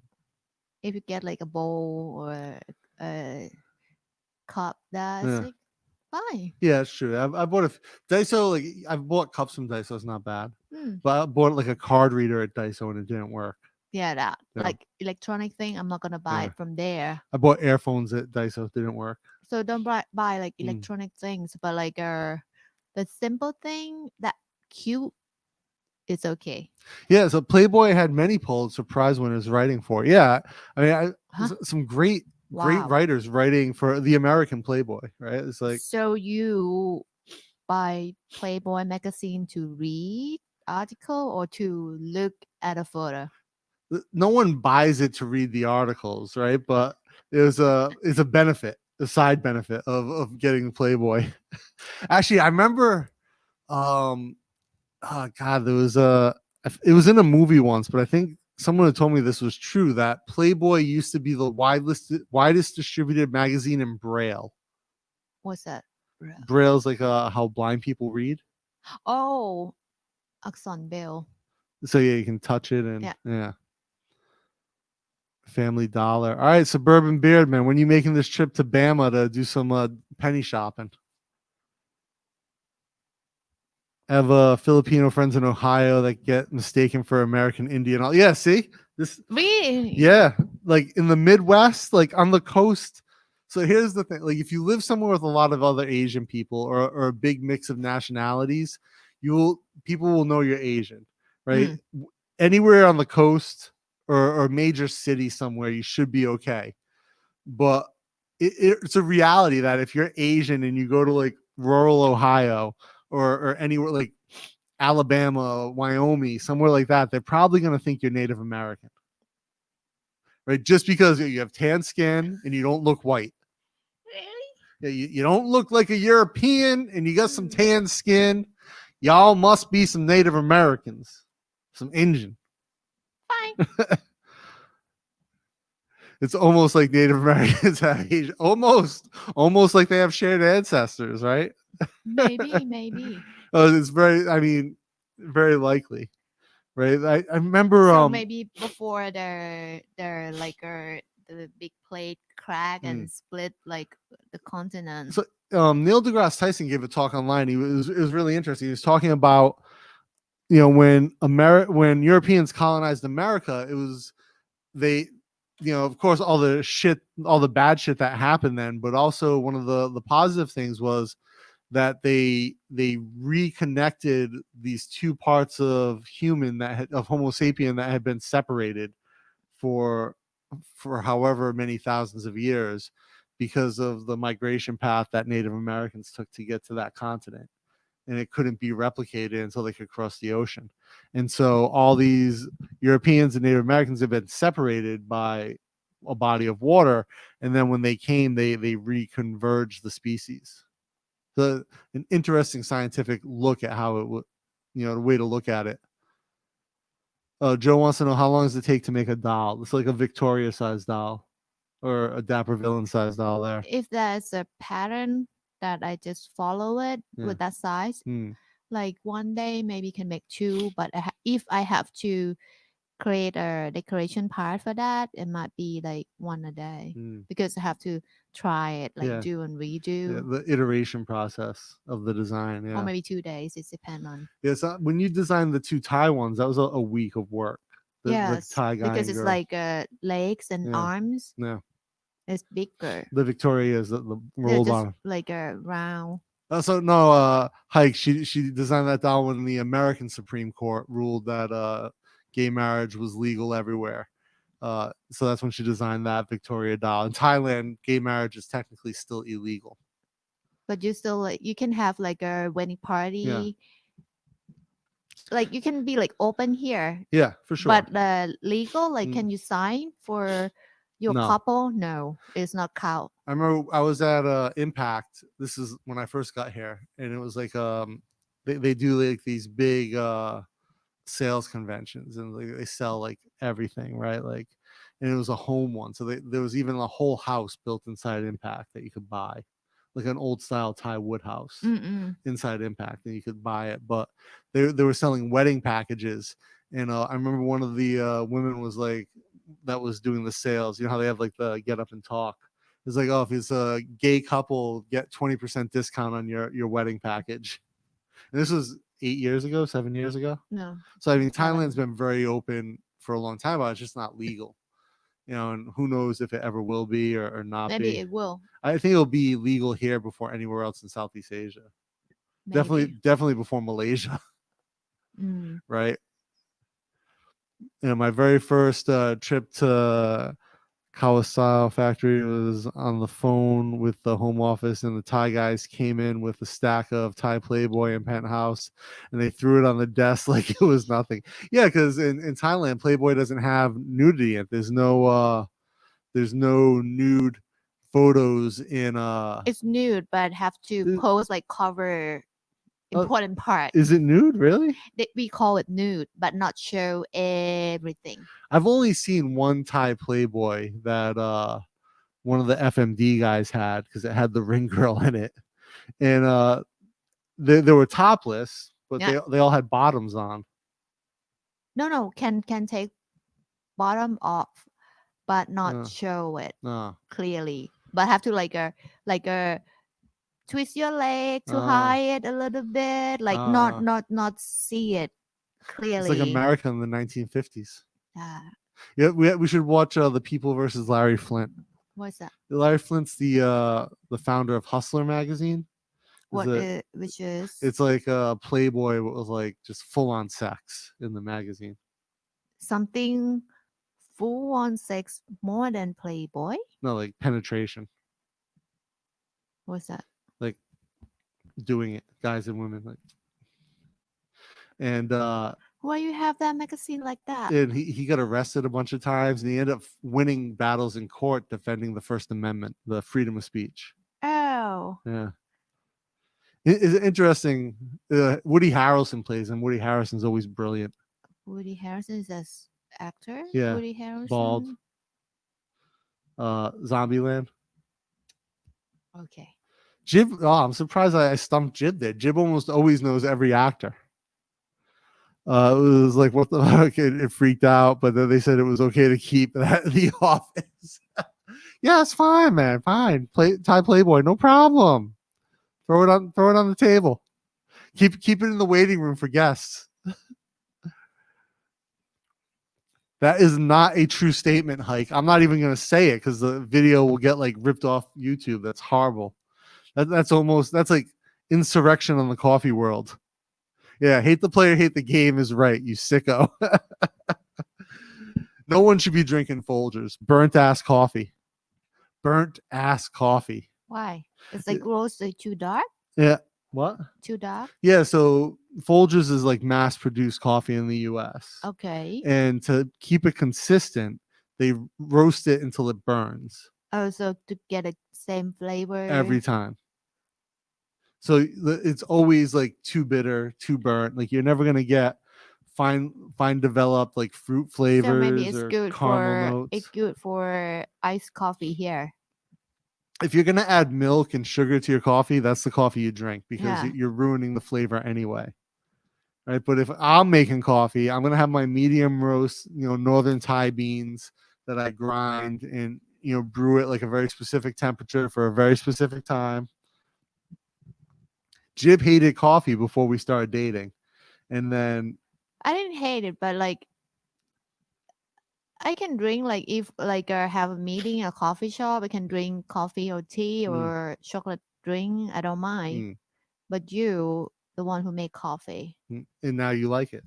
and now I have to drink every day. You don't have to. I don't mind to drink the whole pot.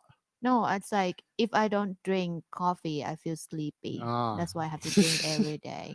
No matter it's an instant coffee, 3-in-1, or your coffee. So sometimes he goes to the local McCafe. Oh my God, what are you doing, Hike? McCafe latte. This latte. This is like horrible. Like go to McCafe. That's okay. McCafe. No. Yeah. I remember seeing a line of people at the McCafe in the Kuala Lumpur airport. And like people lined up to get like coffee. Yeah, Steve knows what's up. He'd only drink Folgers only if the other choice was 3-in-1. Damn right. Even then, I don't know. I'd probably just go without. I'd be like, if you're gonna force me to drink one of the two, like if you're gonna force me, I'll go with the 3-in-1. I mean, I'll go with the Folgers over the 3-in-1, of course. But if I don't have to drink it at all, I'll just let it go. I'll just let it slide. So, because I absolutely love the smell of coffee. I don't like the taste much, though. Really?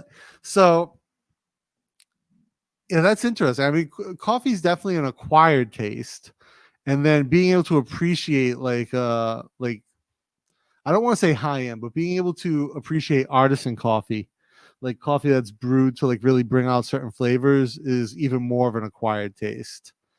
Like I remember when Jim and I talked about like the first time when I made coffee for you, you're like, oh, it's just coffee. But now like you can pick out like some of the flavors in our coffee versus other coffee because we drink it so often.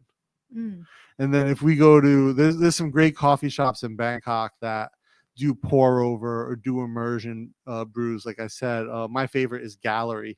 If I'm gonna go out for coffee, I'll definitely go and get a pour over from like a really artisan coffee shop with good baristas.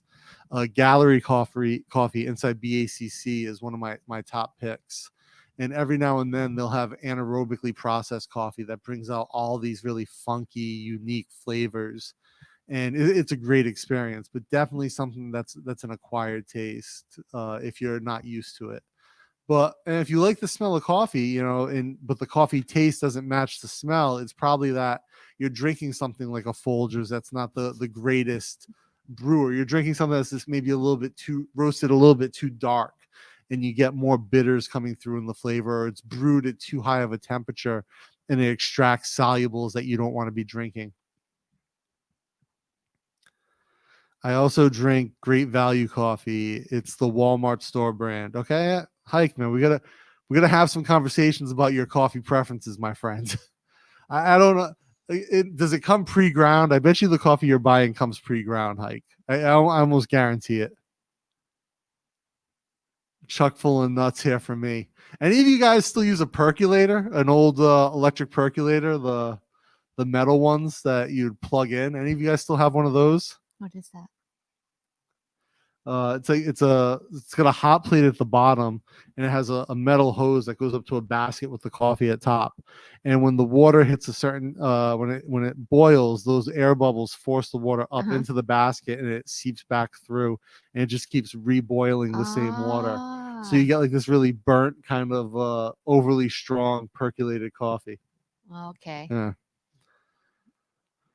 I love the smell of wine, but don't like the taste. That's interesting too. I enjoy wine, both smell and taste.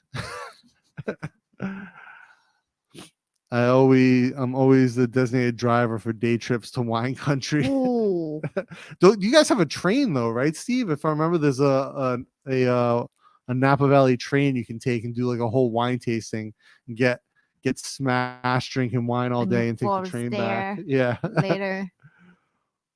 What's pour over coffee is essentially, think of like a American coffee maker with the filter and the drip. Pour over coffee is a artisan way of doing a single cup, right? Where you add you grind it, you put it into the filter, and then you pour over the precise ratio of water and coffee into the cup. And the way that you do it, controlling the speed of the brew process, gives you a very, very good cup of coffee. And pour overs, like an American pot coffee that's been drip brewed, is very clean tasting, right? You don't get as much sediment as you do with an immersion. Like when I make French press in the morning, it's an immersion brew, but then I pour it through a fabric filter, which still leaves a lot of the oils, so you get a heavier mouthfeel like you would with an immersion brew, but it's much lighter because it doesn't have sediment because it's been through the fabric filter or the coffee sock. You guys can buy good coffee beans from Albertsons or Whole Foods for like $9 a pound. Use a French press. Damn right. I cannot agree more. Buy good beans, use a French press, grind them yourself. You can buy a good hand grinder pretty cheap. You can buy a decent electric grinder really cheap. Don't use the blades. You got to have at least bare minimum conical burrs. If you go really high end, you want super consistent. Flat burr is the way to go. And that will give you a really uniform, great, grind. And you'll be able to get a very even extraction across the board. Oh, so Joe, you have a percolator for the stovetop percolators are the ones that cause all that real burn flavor because you're heating the whole pot. Too hot. The electric one would just heat a small area where the hose went. But the stovetop ones, a lot of people use those for camping. The metal stovetops, they'll percolate coffee on the campfire, or they'll do cowboy coffee. Oh yeah, so yeah, Stock has one for camping, not electric, of course. So I've had the cowboy coffee when I go camping. It's definitely over extracted, but like when you're camping, it's kind of like a unique thing. I imagine percolators sort of the same way. But the difference is with the cowboy coffee, you put the grinds right into the coffee and just boil it. Just 3-in-1. No, I no matter what, I'm not drinking 3-in-1. Never. But the cowboy coffee, I think, probably has the advantage of just being able to wash the pot out and not having to wash the basket. But the cowboy coffee is, from a coffee perspective, horrible because it's so over extracted and it's burnt because it just boils for like 5 minutes. And then you to get it to stop brewing, you break the crust on top of the pot and then you pour cold water and it sinks all the grounds to the bottom. Coffee stories. Yeah, we should design a better coffee filter, fabric coffee filter than the ones that we use, the sock. I think we could make something improved. You can design it. We had an intern who used to bring a crate full of equipment into the cafeteria every day to brew his coffee. He had a scale, a grinder, a bunch of other things. I have no idea what they were. So I have a scale. I have an electric grinder. I have a water kettle that keeps my water at a very specific temperature. He has everything. Yeah, and there's a whole section of the kitchen that's dedicated to just coffee. And I preheat my French press. I have a double-walled stainless French press. and I have a scale that has a timer built into it. Yeah, Too crazy. It's just a coffee. but I make good coffee, do I not? You do, Yes. but too crazy. Not too crazy. If I'm gonna drink a nice cup of coffee in the morning, I want it to be perfecto. Yeah, same. You can use mine on a home. So okay, so I like I said, I like the percolator for the campfire. I just think that it's easier to clean the cowboy coffee pot than it is to clean the percolator when you're camping. That's the only difference in the two to me. They're both, to me, they both scorch the coffee though. I love sangria. Do they have that there? Sangria, the wine. The only place I ever saw it was at what was the name of the Mexican place in Groove? Groove Yeah, in Central World? chai. It's like, was it called Mezcal? It's closed now, but there's a Mexican spot. I think I went there with Gareth a few times. But yeah, they had sangria that you could get like a whole pitcher for like just like 150 baht. It's like wine with fruit. It's really good. It's a good day drink. Yeah, the train. Oh, so yeah, the train in Napa makes a simple run outside the wineries. Typically, you're on for a meal and then it's over. Still need to get to wineries. So I never took it. I always thought it went to the wineries. You got off, got back on, got off, got back on.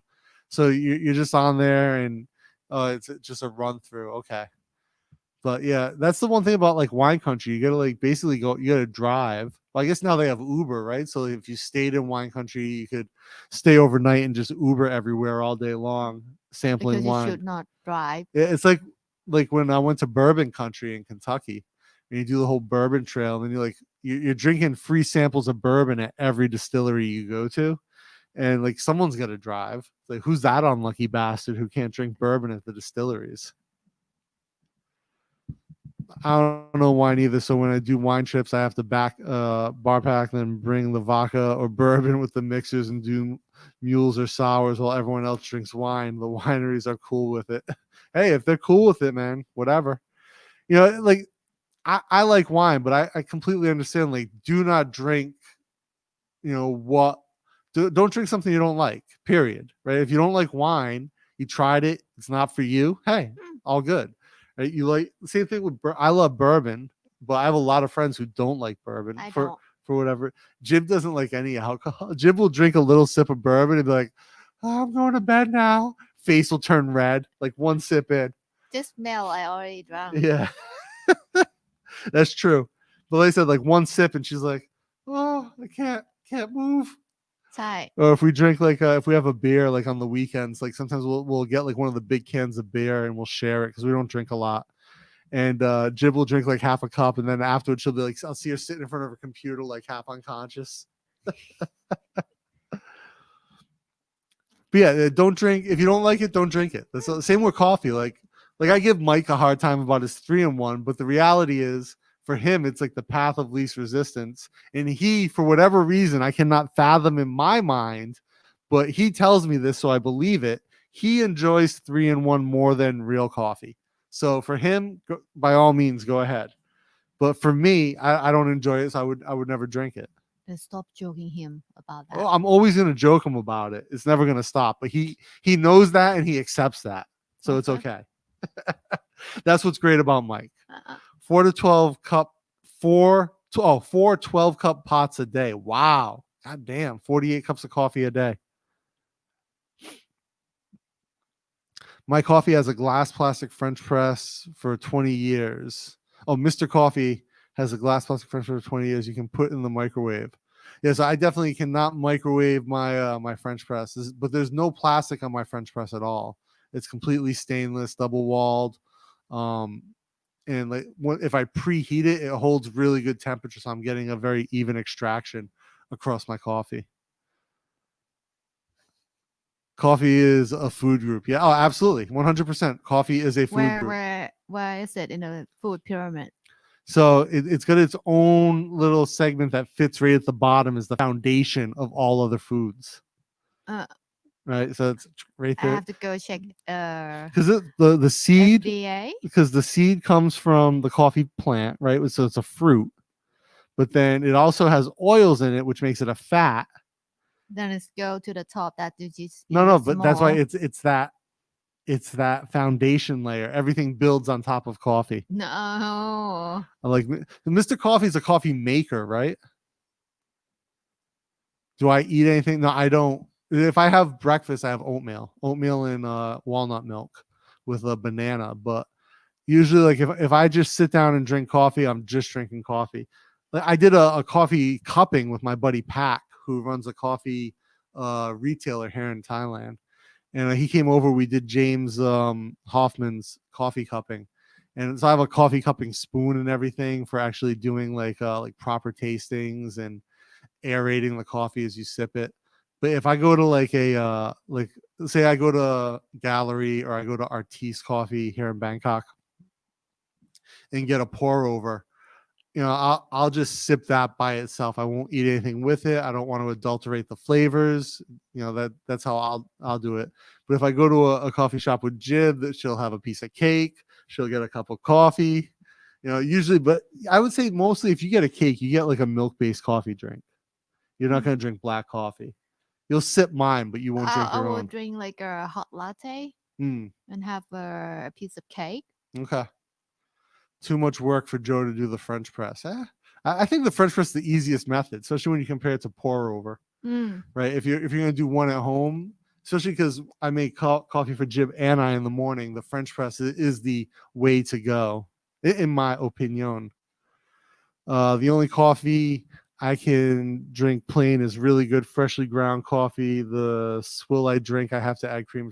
Yeah, if you're drinking, like I said, if you're drinking Folgers level coffee or like a really dark roast or something that's just not great, milk and sugar is what makes it palatable.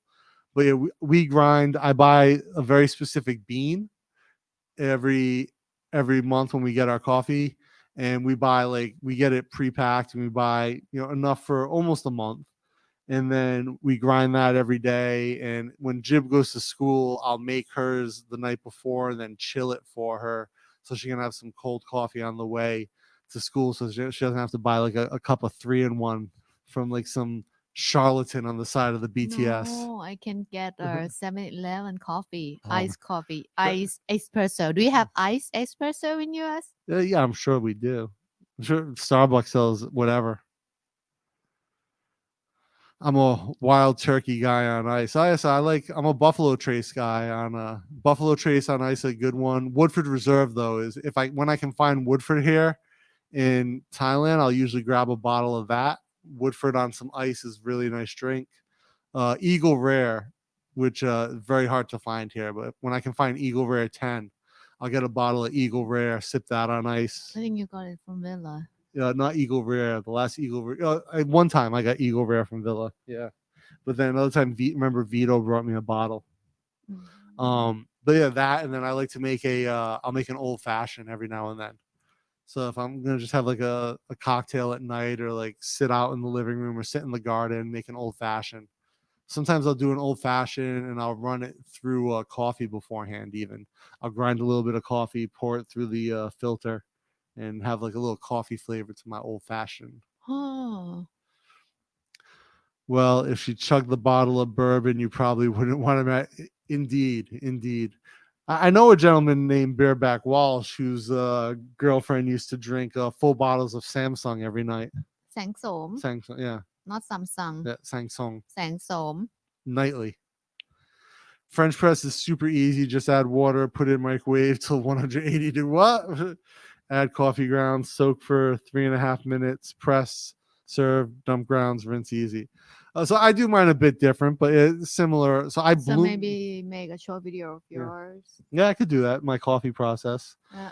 It's kind of like every YouTuber does a coffee video, though. Maybe let's see if you guys want me to do a coffee video. Put in the comments, say coffee, and I'll do my French press process. But I have a double wall that I preheat 185 degrees C.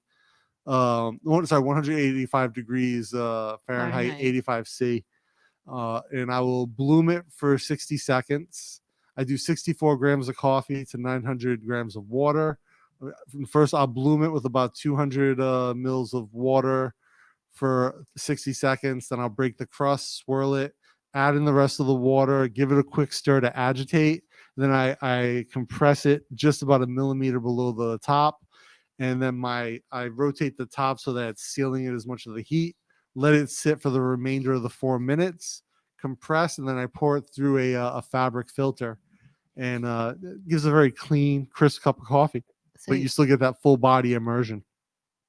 So you see, that's why I cannot make coffee here. He'll complain that I do it wrong. Yeah, see, Joe agrees as a food group. It's the foundation. It's the foundation of the whole pyramid. No. What is coffee cupping? I'm learning so much. So coffee cupping is where you fill up these little bowls of water, about 200 mils with coffee, usually about 12 grams of coffee. And you just immerse them at about 98 degrees C, like just below boiling. And you let them immerse for 4 minutes. Then you break the crust and you take out the grinds. You let everything settle down and you smell it. And then you use a special spoon to cup the coffee. And then you slurp it. Do you want a spoon? Yeah, can you get my spoon? That'd be great. And when you slurp it, you're aerating the coffee in your mouth, and the coffee mixes with the air and allows you to really taste all the flavors of the coffee. And then you'll do that with 4 or 5 coffees at a time. And then you'll compare the coffees between each other so you can get a better understanding of the flavors, the bitterness, the body, and the finish, and you can understand. And so here's my my cupping spoon. So it kind of looks like a soup spoon, but you can see it's got like this angle to it. So when you cup the coffee out of the bowl and you like that, and it aerates the coffee in your mouth and lets you really experience the flavors of it. And I like to do it with someone else, because then you can really discuss what it is you're tasting and have like a back and forth. And when we did the James Hoffman one, it was really interesting because he obviously is the coffee professional, essentially world barista champion, and owns a roasting company. And he sourced 5 different coffees, and one of them was a Robusta. But it was interesting because he sends you the kit blind, and you make it and you taste it. And me and my friend Pac, you fill out the sheet, like, how bitter is it, how sweet, what's the finish, and we could discuss amongst each other, like, oh, how does it taste? What do we think about it? And I think that conversation about it is really good. Jib did a little bit of the cupping as well, but it was at night here because it was online. And so I think it was like 3 p.m. in England or 5 p.m. in England. It was almost like, it was like 10 or 11 here when we started it. And so Jib did a couple, but then she's like, oh, I don't want to do it anymore because I'll be awake all night. But like you really can take the flavors come out when you're doing that cupping process. Yeah, it's like a fresh hot, and like wait a little bit and taste it again. The flavor is different.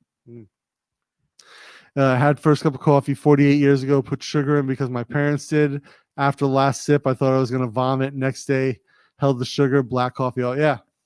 Same thing, like if it's good coffee, like you don't need anything in it. Like we make our coffee in the morning. There's a sweetness to it. It's almost like it's not sweet, but there's a sweetness to it. So for me, hot drink, coffee or tea, I can drink without sugar, no problem. But when it's ice, I need sweet to drink it. I cannot have like a iced Americano, no syrup. I cannot. I have to like add something to it. So Token, I've never had Breckenridge. It's good. Like what would you compare it to? One of my buddies owned a brisket place out here, and he had a bourbon bar, and I wrote all the tasting notes on their bourbon. And so they had like it might be the shoelaces I ordered. Might be. So like I wrote all the tasting notes on the bourbon. They had a Pappy 15 there. I mean, they had everything on the shelf. Yeah, the variety of notes are made. All right, I'm gonna have to try that. Let's see if I can find that Breckenridge. I have a great 3-in-1 story. Too long for hair. I'll email. Yeah, please do. I'll share it with Mike for sure. I have 4 espressos. Well, I book 4 espressos. I always found espresso too bitter to drink, and then Americano is just espresso with water. I don't find it adorable at all. Hashtag Dana coffee. Coffee. Coffee, coffee, coffee, coffee. Four espresso. So espresso isn't really stronger and it doesn't have more caffeine. I think that's a misconception. It's got a more concentrated flavor because of the way it's brewed with the high pressure system and the puck, the way it's extracted. Yeah, I don't find espresso really enjoyable for the most part. I've had really good espressos made by like baristas that know what they're doing and with like really artisan beans. And it's horrible because it's so good it ruins you to other like to the average espresso that you're gonna get at a Starbucks or some other like average chain coffee shop like Amazon.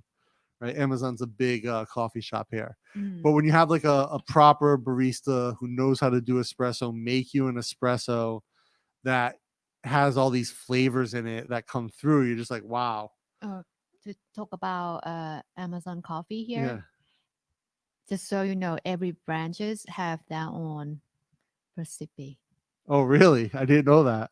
It's different from Starbucks. Like every barista has to make like a same, Yeah. like put the same ingredient, the same amount of ingredient in that coffee, right? But for somehow Amazon coffee here, every branches they just like They do their own thing. yeah. I believe they must have like a standard recipe, like because they must train at a center before they can open the shop, right? But for Thai community, when they go around like different provinces or different Amazon shop, they were like, okay, take a sip and like, why is different? Like ice latte different from every shop. Like this one sweet, this one not. Like so they start to compare, and then they find out that the barista there like just add what they want. Cowboy style, just doing whatever.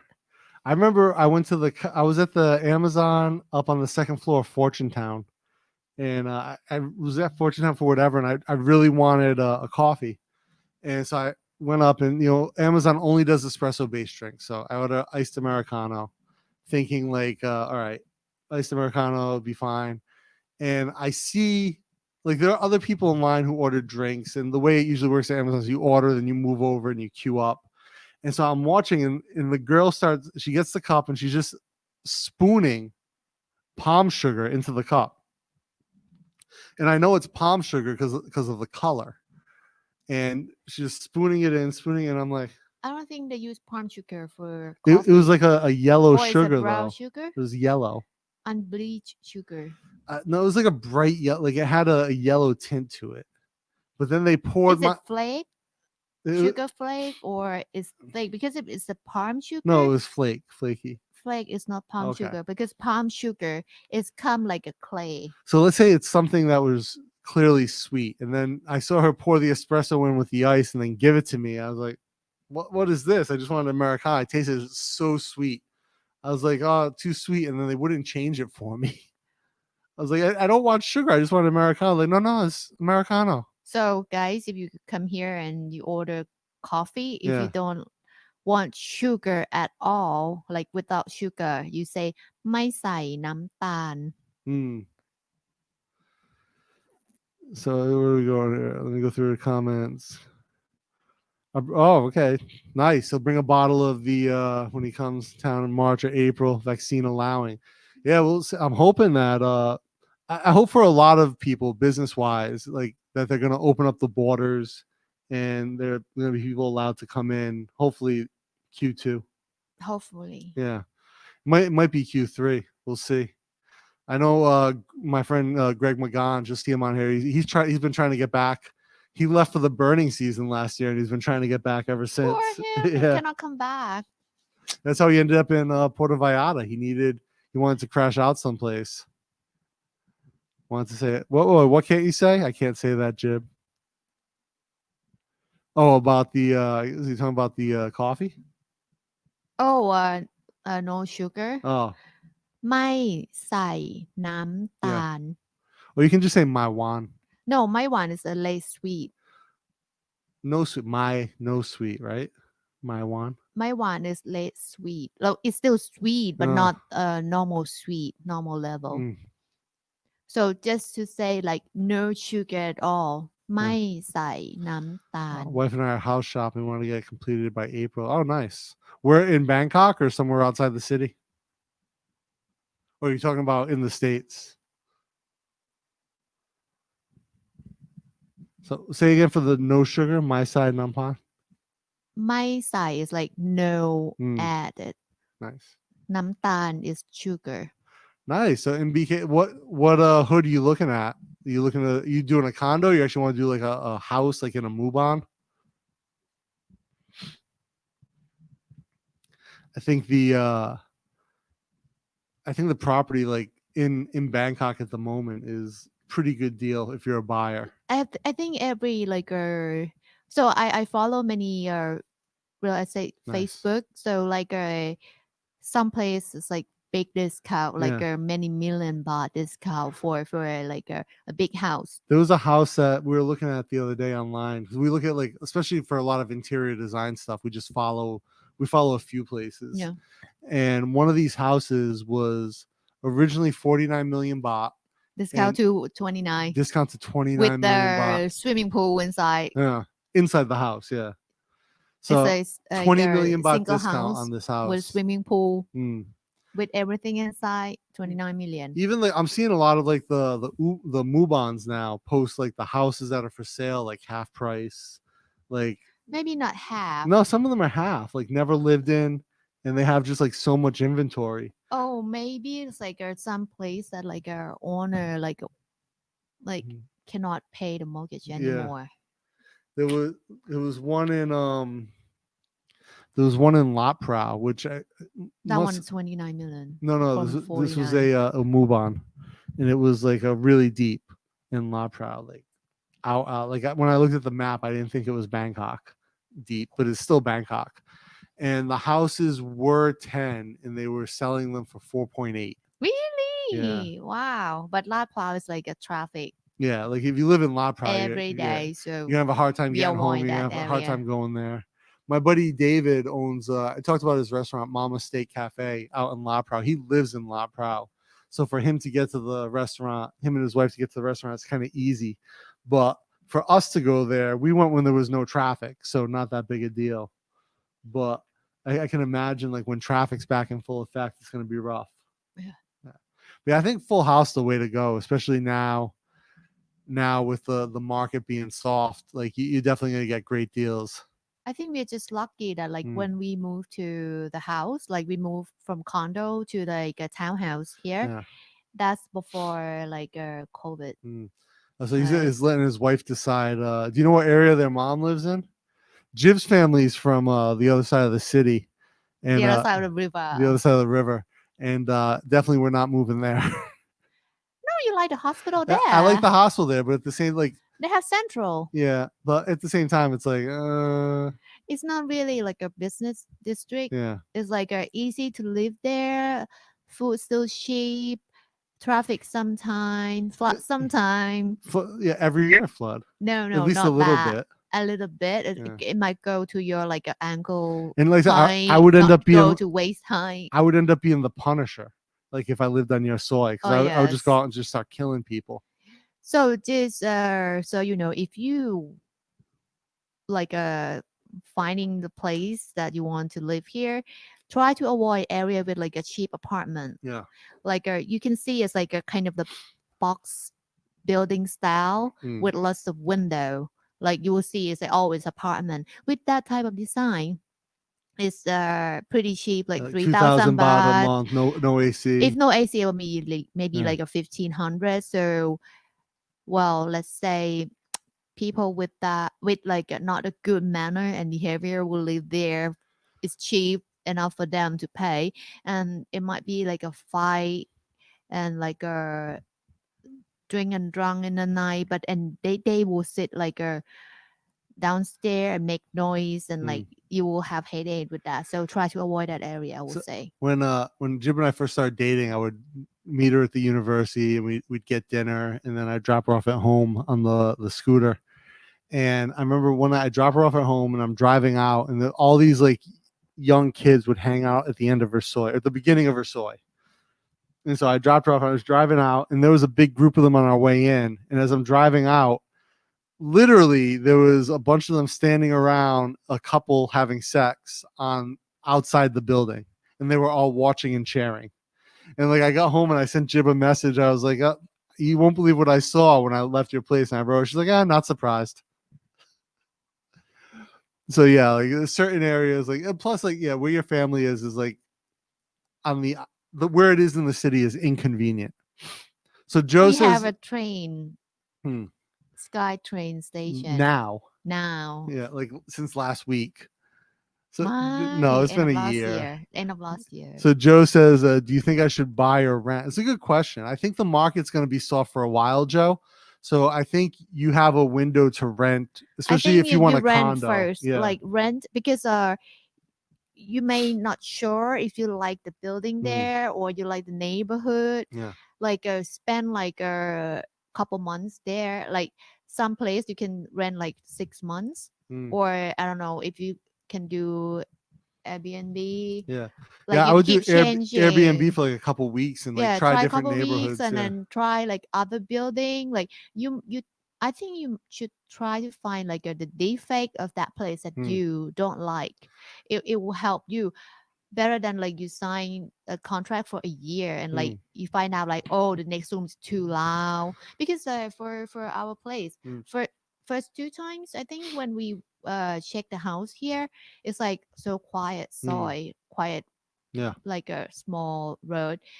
But after we live here for like 2 weeks, like the neighbor across, like just the door, like Yeah. next door, like so loud, like they like a labor drink and drunk and fight in Yeah. the one unit small Fight each house, other. Yeah. and they smash our trash bag, Yeah. a trash Trash can. can. Yeah.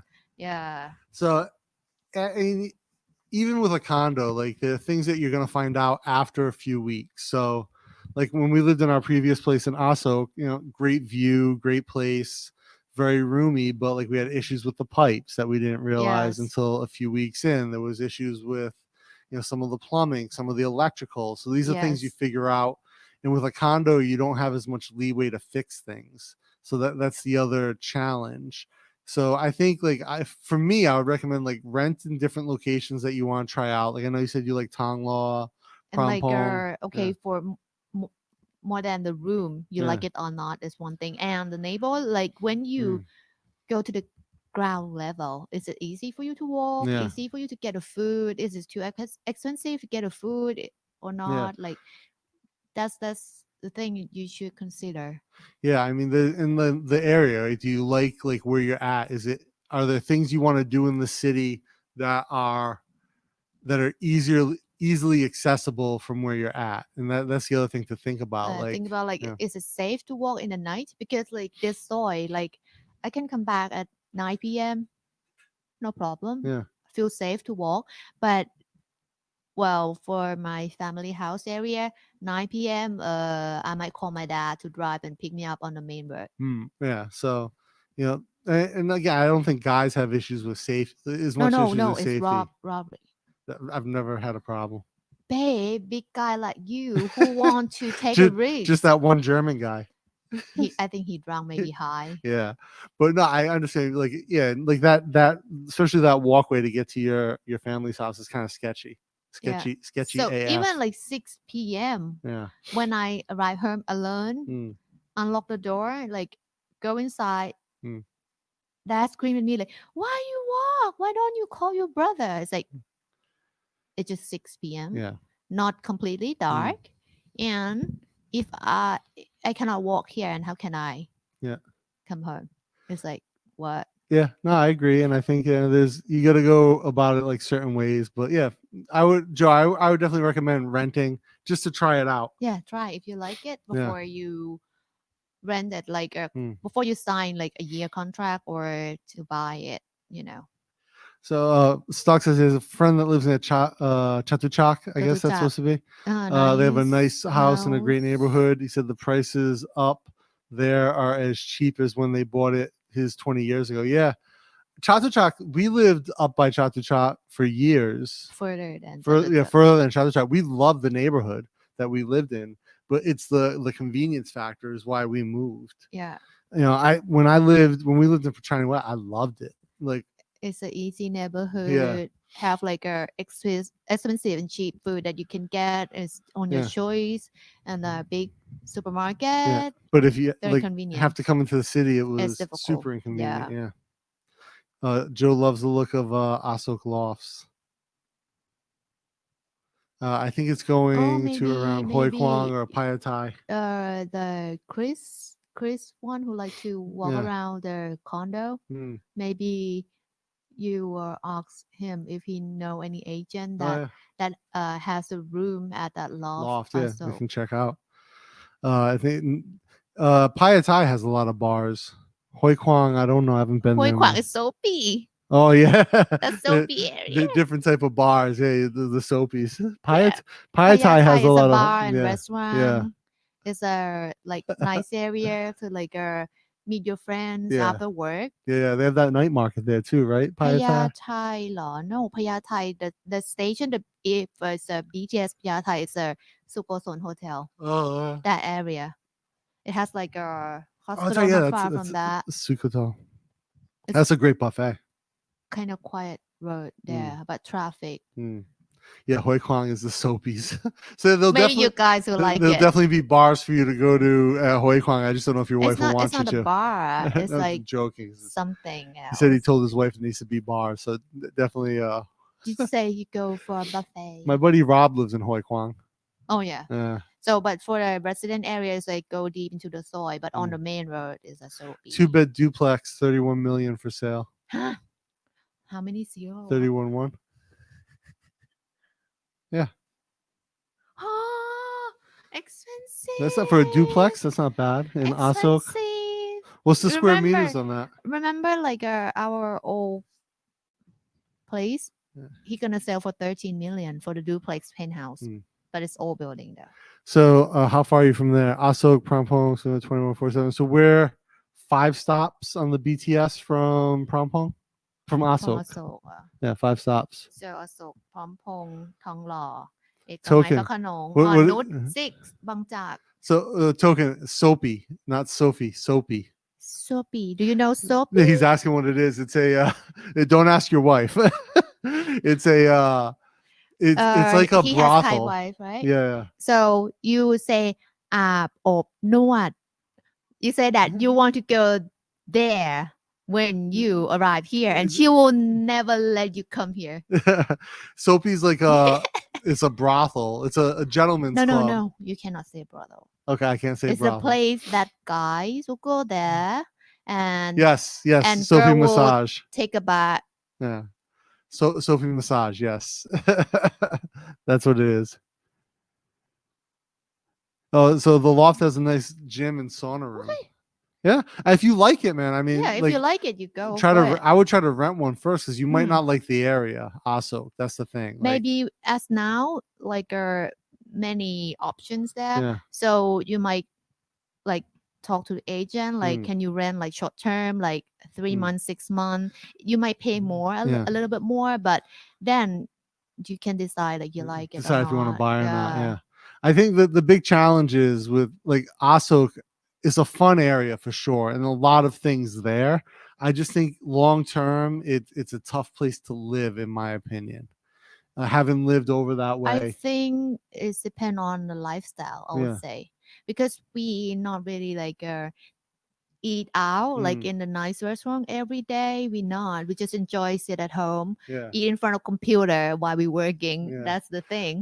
Like with when we lived in that area, we lived next to. At the time was one of the most popular El Mercado. Yeah, El Mercado, one of the most popular restaurants in Bangkok. We just go down there like twice. 2 times. We used to shop at their grocery store every day. Good cheese. Yeah, I'd get cheese for Jib. I buy bread, snacks. Yeah, bread. Bakery there is good. Buy a drink. Yeah.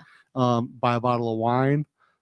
bring it home sometimes. But like we went to the restaurant 2 times. It was Full. just it's too busy like for us like to sit and enjoy a meal and Yeah. talk with everyone around us. And like people smoke that, I Yeah. think.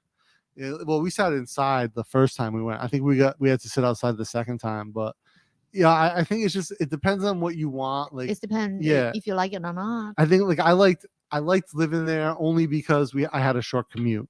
Yeah, you can walk to Yeah, work. and but if that wasn't an issue, like it wouldn't have been a big deal for me. Trust me, her dad is probably a regular. All of them, classic Thai. What is that? The soapy. Oh, so Joe, you want to live on the top floor of loft? So 31 for the top floor. I mean, that view is going to be amazing. At Asok, yeah, and a new building with a good sauna and gym. Yeah, it's good deal. Yeah, because like I said, when we lived on the top 2 floors at our place, and great views both sides.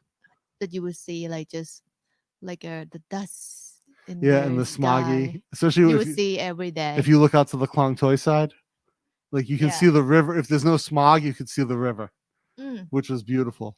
And then we could see from our patio, the front. I could see from Nana, the buildings peeking out in Nana all the way to Prompong. So like we had a nice wide view. It was pretty good. Yeah, I work from home 4 p.m. to 6 p.m. Then check it now and then.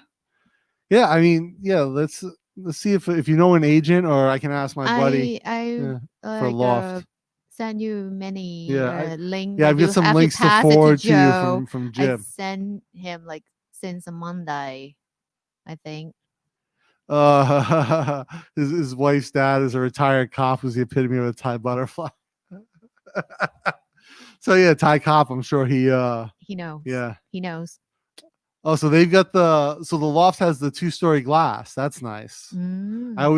I like that look with when you have the 2-story glass, you get light coming in from the top. Yeah, but here summer. That's true. Yeah, April, May. Yeah, it depends on what direction is that glass pointing. Yeah, I have to check or try to avoid east. Yeah, because when we lived in Petrani Wet, we had the corner, so we got a lot of sun. But we were facing away from. We would get it in the afternoon, right, coming down. Is that right? But I can imagine if we lived on the opposite side of the building, that corner room must be a swelter all day. Yeah. If I move there, I'm looking at renting a cottage in Curry, northern. Renting a cottage in Prachuap Khiri Khan, northern. Prachuap Khiri Khan it has a sea. Prachuap Khiri Khan is past Phetchaburi. Nice. Yeah, I think that's a good area, Stuck. And Krabi, I think it's a nice beach there. Yeah, Krabi. Simple, it's better than Phuket. And if you're gonna be out, if you want to be out in the middle of nowhere, but be near the beach, I think those are good areas for sure. Like that simple life, that easy life of like just hanging out. Oh, maybe you try Pranburi if you like sea life, like a beach life. Pranburi is quiet, not expensive, but a bit far. But like you will get like a quiet life, chill out there. Pranburi. Yeah, it's not bad. A province. Yeah, I think that simple life is a lot of people are doing that. Like getting, especially like people moving to like Isan and stuff, doing like the farm life and getting away. Yeah, if you want to grow something, have your own big land that you can like do agriculture. Yeah, go to Isan or North. Or you know where if you want like that simple life, but you still want access to the city Stuck, Bangkok. I don't think that land like cheap because. No, but like you could like Caleb rents there. He rents a cottage there. Right? Oh, like just rent. Okay, it's a house. Yeah. Let's say if you want to buy it, it's going to be crazy price, but you can rent there pretty cheap. But Bangkok is a national park in the city. It's right on the Chao Phraya. Very green. Yeah, they call it the green lung of Bangkok. But for a weekend, it might be too many tourists that you might feel like annoying. Yeah, so that's true. Well, it depends, I guess, on your proximity to the park. It Because depends. Caleb told me like he never sees people on the weekend Okay. where he is. Okay, then Yeah. that's a good spot. Like to remember the just stay. cafe? Like you could take the boat to the Yep. cafe, but like that's so far out, no one goes there. Yeah. Yeah. Even though we were there on the weekend, it's empty. Mm-mm. So it's definitely, but Banca Chow might be a doesn't want land, right? So Banca Chow might be like, if you still want access to the city, you don't want a ton of land, you just want simple life, Banca Chow. Mm. And like That is still in Bangkok. yeah, and you just you get a boat to cross the river, you're in the city, Mm. and then you come right into Asok when you cross the river. Maybe And- you go with Rob one time. Yeah, And you just see how he yeah. goes there. Well, not you're not in Asok. It's from well, Caleb told me he goes past Queen Sirikit all the way down to the river and gets the Khong boat. Tơi đi. Yeah, to Klong Toi. Uh-huh. Yeah. So it's an interesting spot. And like I said, you have no idea that you're in the city. The other option out like in the city for like that simple life is what's the name of that island? Chocolate. Kokret. But like Kokret's kind of like shitty compared to Banca Chow. It's not. It's about like a shopping thing. Yeah. Like you go there to eat, to buy like a Thai stuff, But even like or look like Thai stuff. we went around the whole thing. I mean, even like the whole island's kind of like It's just so. Yeah. Normally people go there to eat. Yeah, and Banca Chow's not bad. We spent the night in Banca Chow. No, in Bangkok Kokret. and Kokret. In Yeah, we Kokret. both And stay there. I would definitely not go back to Kokret for a night. I would think go Bangkok is better. Yeah. Lots of like a hostel and like a 4 to 6 hotel. a.m. Short work day, 2 hours. Yeah, in Asok you definitely get high speed. Yeah, for sure. They must have it there. How far? So the BTS extends pretty far. Far. All the way down to Kia on Keha. on our side, on the south, and then in the north it goes all the way past Kesasa. And I think you can get they call it the dark red line.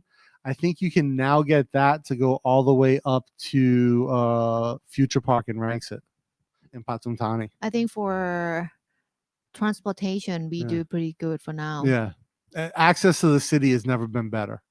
But the problem is with that dark red line that goes up to Rangsit, it goes to what they call Mochit 2, which is the bus station, and then you have to find a way to transit to Mochit, or you have to get off at Bangsu and then walk because it's not actually in Bangsu. Maybe they have like connect like somewhere somehow. I don't want land. Yeah, don't want land. Nothing to take care of. Yeah, I think check out like Banca Chow might be interesting for you. Stuck. It's on the river. And it's beautiful. It's this great national park, but it's also like super empty during the week. And there's ride bicycle around. Yeah, you can ride bikes around. There's tons of restaurants. Yes. Of course, there's a 7-Eleven. There's a cafe. Yeah. The cafe. Thai food. There's a couple cafes. There's local food. Yeah. Yeah, the food was really good and cheap. Like low prices, not like tourist prices. Mm-hmm. People nice. I will need a car, but I do need a bike. Yeah, if you're gonna be in Bangkok, if you want to. If you live in Bangkok, I won't recommend bike. Well, I mean, if you want to get around, I mean, if you just want to have fun, right? But like, get killed by a car. For me to travel like day to day, I don't take the bike. I ride the train, or I take the Songtao.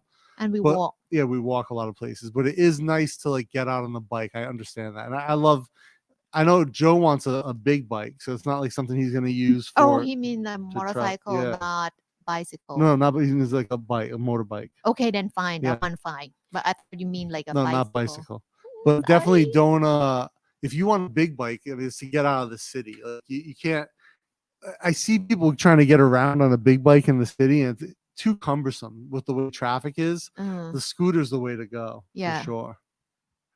I can easily go a month without going to a major store and love street and market food. Oh, then Banca Chow it is. Yeah, Banca Chow. Go there. Yeah, but if you want to be if you want to be near the ocean though, then I think where you recommended. Pranburi. Yeah. Like quiet, easy, still the beach still nice. Not a big shopping mall near there, but if you compare to Hua Hin, which is like the district before Pranburi. Yeah. It's like Hua Hin is like a tourist area. You will see like Starbucks everywhere and the big shopping mall. Too many big shopping mall. Yeah. too many like a franchise restaurant. Like it's not the same Mohin as I saw when I was young. I mean, like 30 years ago. That is different. Yeah. Yeah, he likes the southern food, seafood and Southern spicy. food. So he's considering Krabi. I don't think Krabi's southern. Oh, it could be Yeah. southern. Southern. Is it? Yeah. Okay. So if you like a small province, not like small province, like a small community, very local, I would say Nakhon Si Thammarat province. Southern for sure. My Yeah. friends, one of my friends, she grew up there. Very spicy food, but good and fresh seafood. Joe's gonna pull a mic and do the traveling every 2 months, like just be away and then come back for 5 days. Krabi province, not Krabi town. Okay, yeah. Token says he plans to buy a Vespa when he finally moves there. I only ride motorcycle taxis when I'm there. Yeah, I would think. I mean, Vespas are cool. People who like Vespas, not just expensive, it's hard to fix, right? So they're hard to get serviced.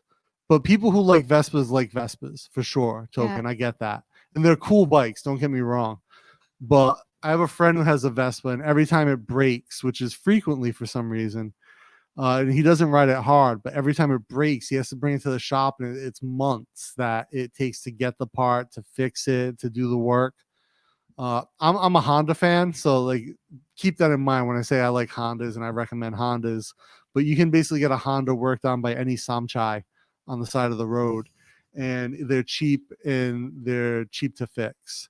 And whereas the Vespa, like everything's an import part, they don't really stock it. So that's the one thing to think about. Super cool. They look awesome. They ride great. I'm never gonna like complain about a Vespa, like the way they look. The cool factors through the roof, but just taking care of it. If you want something similar, the Honda Super Cub's a great bike to look at. If you're interested in doing something non-Vespa, but if it has to be Vespa, the tons of dealerships. Just you got to figure out the maintenance side of it and the repair side of it. That's the one thing. I think even the wheels, like the tire sizes, are hard to get because they're not the same size as the Hondas, and they're not because they're not as popular, not as stocked as much. Whereas I think Honda only has 3 wheel sizes for their entire line of scooters here. So easy to get a pair of a pair of tires for any Honda. I was thinking of the CRF 1000 Africa Twin Adventure Sport DCT. It's a big bike. You can go up into the mountains with that. My buddy Suki does some adventure riding. Definitely loves it. Great places to get out to, just a few hours from Bangkok. Some good rides. Southern food is amazing. Love the spicy. Yeah, definitely spicy. Spicy. I Too love much that for me to eat. I love that butterfly pea rice they do, Southern Thailand. Oh, rice is not spicy, huh? No, but the butterfly pea rice, like the flavor from the blue. Yeah, central rice, you can cook it that way too. If you want, I will grow one in the garden and make it for you. Travel for 2 weeks every 2 months. That's a good way to do it. Or so. Stuck says he's cheap. He wants an older truck for traveling and a small bike to run around on. Yeah, that's a good way to do it.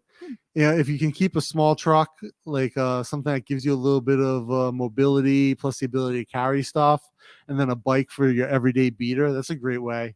A good balance of getting around in rainy season. If you're going to live, especially because you want to live outside of the city, yes, you're going to want something to take care of you for rainy season. And a truck will give you a little bit more versatility. That's a great way to go about it. I don't know what the secondhand car market is like here.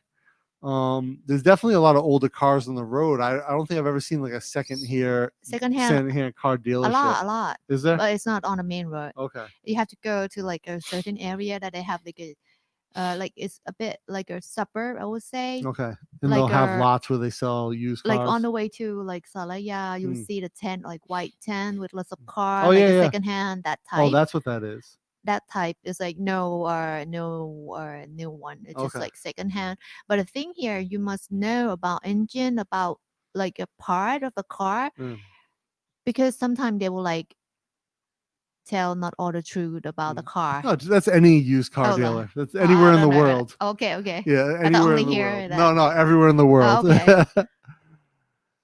Yeah, and throw the bike in the back of the truck and go wherever. Yeah, absolutely. Mhm. Yeah, you could definitely do that. Yes. And I think one of the nice things about like having the pickup truck if you're going to live outside is that, like I said, the versatility, especially during rainy season, of not having to have the To bike avoid and the get flood. stuck out. Yeah, like Fawn has a truck, right? Pickup truck, Monster. monster truck. Like you have to step on the stair, like Yeah, before you can get into the car. yeah. And she owns a couple rye out in the middle of nowhere. Yeah, It's a monster, with but it's a big. lizards living up in her ceiling. Oh, that one is scary. I will not be there until August. I hope Nita first. Yeah, hopefully when you get out here. I know you said you're waiting on your daughter to get her shots too, right? Because that's why your grandson's with you. Jeep Wrangler availability and BKK. Oh, this is good. So they have them here now. Token. They have the Jeep Wrangler. I've only seen the 4-door, not the 2-door. They're they're left hand drive like the US. So they're imported from the US. They're gray market vehicles, which means that they're not fully insurable. You can register it, but you can't fully insure it because there's no actual like dealerships. They're all gray market. And they're crazy expensive, like $100,000 for a Jeep Wrangler. Suzuki sells it. Oh, that is kind of like a monster truck all lifted up. Yeah. That's her truck. Suzuki sells a little Jeep out here now for like 1.5 million baht, like 45 grand, or 1.6 for their little Jeep. I forget what it's called, but it's a Suzuki. But it's obviously not built like a Wrangler. But yeah, if you want a Wrangler, you're looking at like 100,000 US. And again, the repair part comes into play. I don't know how easy it is to get parts to fix those because there's no other Jeeps sold out here. And like I said, because they're gray market, there's no official dealer, and the insurance is questionable. You can insure them, but you can't do like full insurance on it because of the way it is. The same thing with like the guys who own like Lambo. Well, Lambo has a dealership out here now, but there's certain supercars that there's no dealer in Thailand and people buy them gray market. Like anytime you see a Mustang, it's a gray market car, or a Corvette is a gray market car here. Whereas a Lamborghini, there are Lamborghini dealerships. It rains a lot in southern Thailand. More rain a than lot. more than here. More than here. Okay. So it's like they're just summer and raining, no winter. Okay. Yeah, the rain here is awesome though. Like Tropical rain is just like probably it's cold here, but in the south it's raining, keep raining. Yeah. Well, it's kind of similar to I guess you guys in Florida. You get that heavy rain. So if you're gonna live in the south, like try to get a house that like raise up from the ground. Yeah. A lot. Like my friend told me, like the one who live in Nakhon Si Thammarat, she said one time when she was young, it's a flood almost hit the second floor of the house. That's like Mike posted some footage on Facebook the other day of the Philippines I showed you. They're all flooded out. Same thing. So try to find a house that like raised nothing up. Important on the first floor. Just like maybe just like a outdoor chair, the place that you just like sit there, hang out, do nothing, but everything important on the second floor, just to be safe. That's all. Just tired of the tropical storms. I can bet. So yeah, southern Thailand might not be for you. Can you tired for a tropical storm? Then no, not the southern for sure. No. Can you get Africa Twin DCT? There are some models of the African Twin. I don't know about the DCT here. There definitely. I've seen the African Twin in the Honda dealerships. Actually, I went to is that Big C on the Big C Tesco? I think they have both. Tesco is on the main, but one inside on the is train. a Big C. Tesco. The one you walk into the Tesco. There's a Honda Africa Twin in there. Not at Tesco, but in that building on the first floor. They have the Africa Twin set up on an advertisement. Yeah, so they definitely have some. I don't know if they have which models, but there's definitely a Honda Africa Twin for sure. I just looking back to Token Nomad's comment. I just saw a Wrangler the other day on our soy, the Jeep Wrangler. Someone parked it up on the top of 93 on our main soy. See what time is it? Oh, it's 11:40. Guys, we got to go. We have to get lunch and then get our day going. Appreciate all you hanging out with us, though. Thank you for coming by, talking about the rebrand, being an idea studio now. Thank you for the guys who bought me the coffee on buymeacoffee.com. Joe and Steve, appreciate you guys. So I think I got a video that should drop on. Next video should drop on Saturday, my time, Saturday night, and then try to get some more content out next week. Keep the live streams going. Chairs and Jib makes this much more visually appealing. I do not disagree with that, Token. I do not disagree with that at all. Now, I understand that looking at my my bald head and my big beard might not be for everyone. All right, guys, have a great evening or a great day, depending on where you're at, and we'll talk to you next time.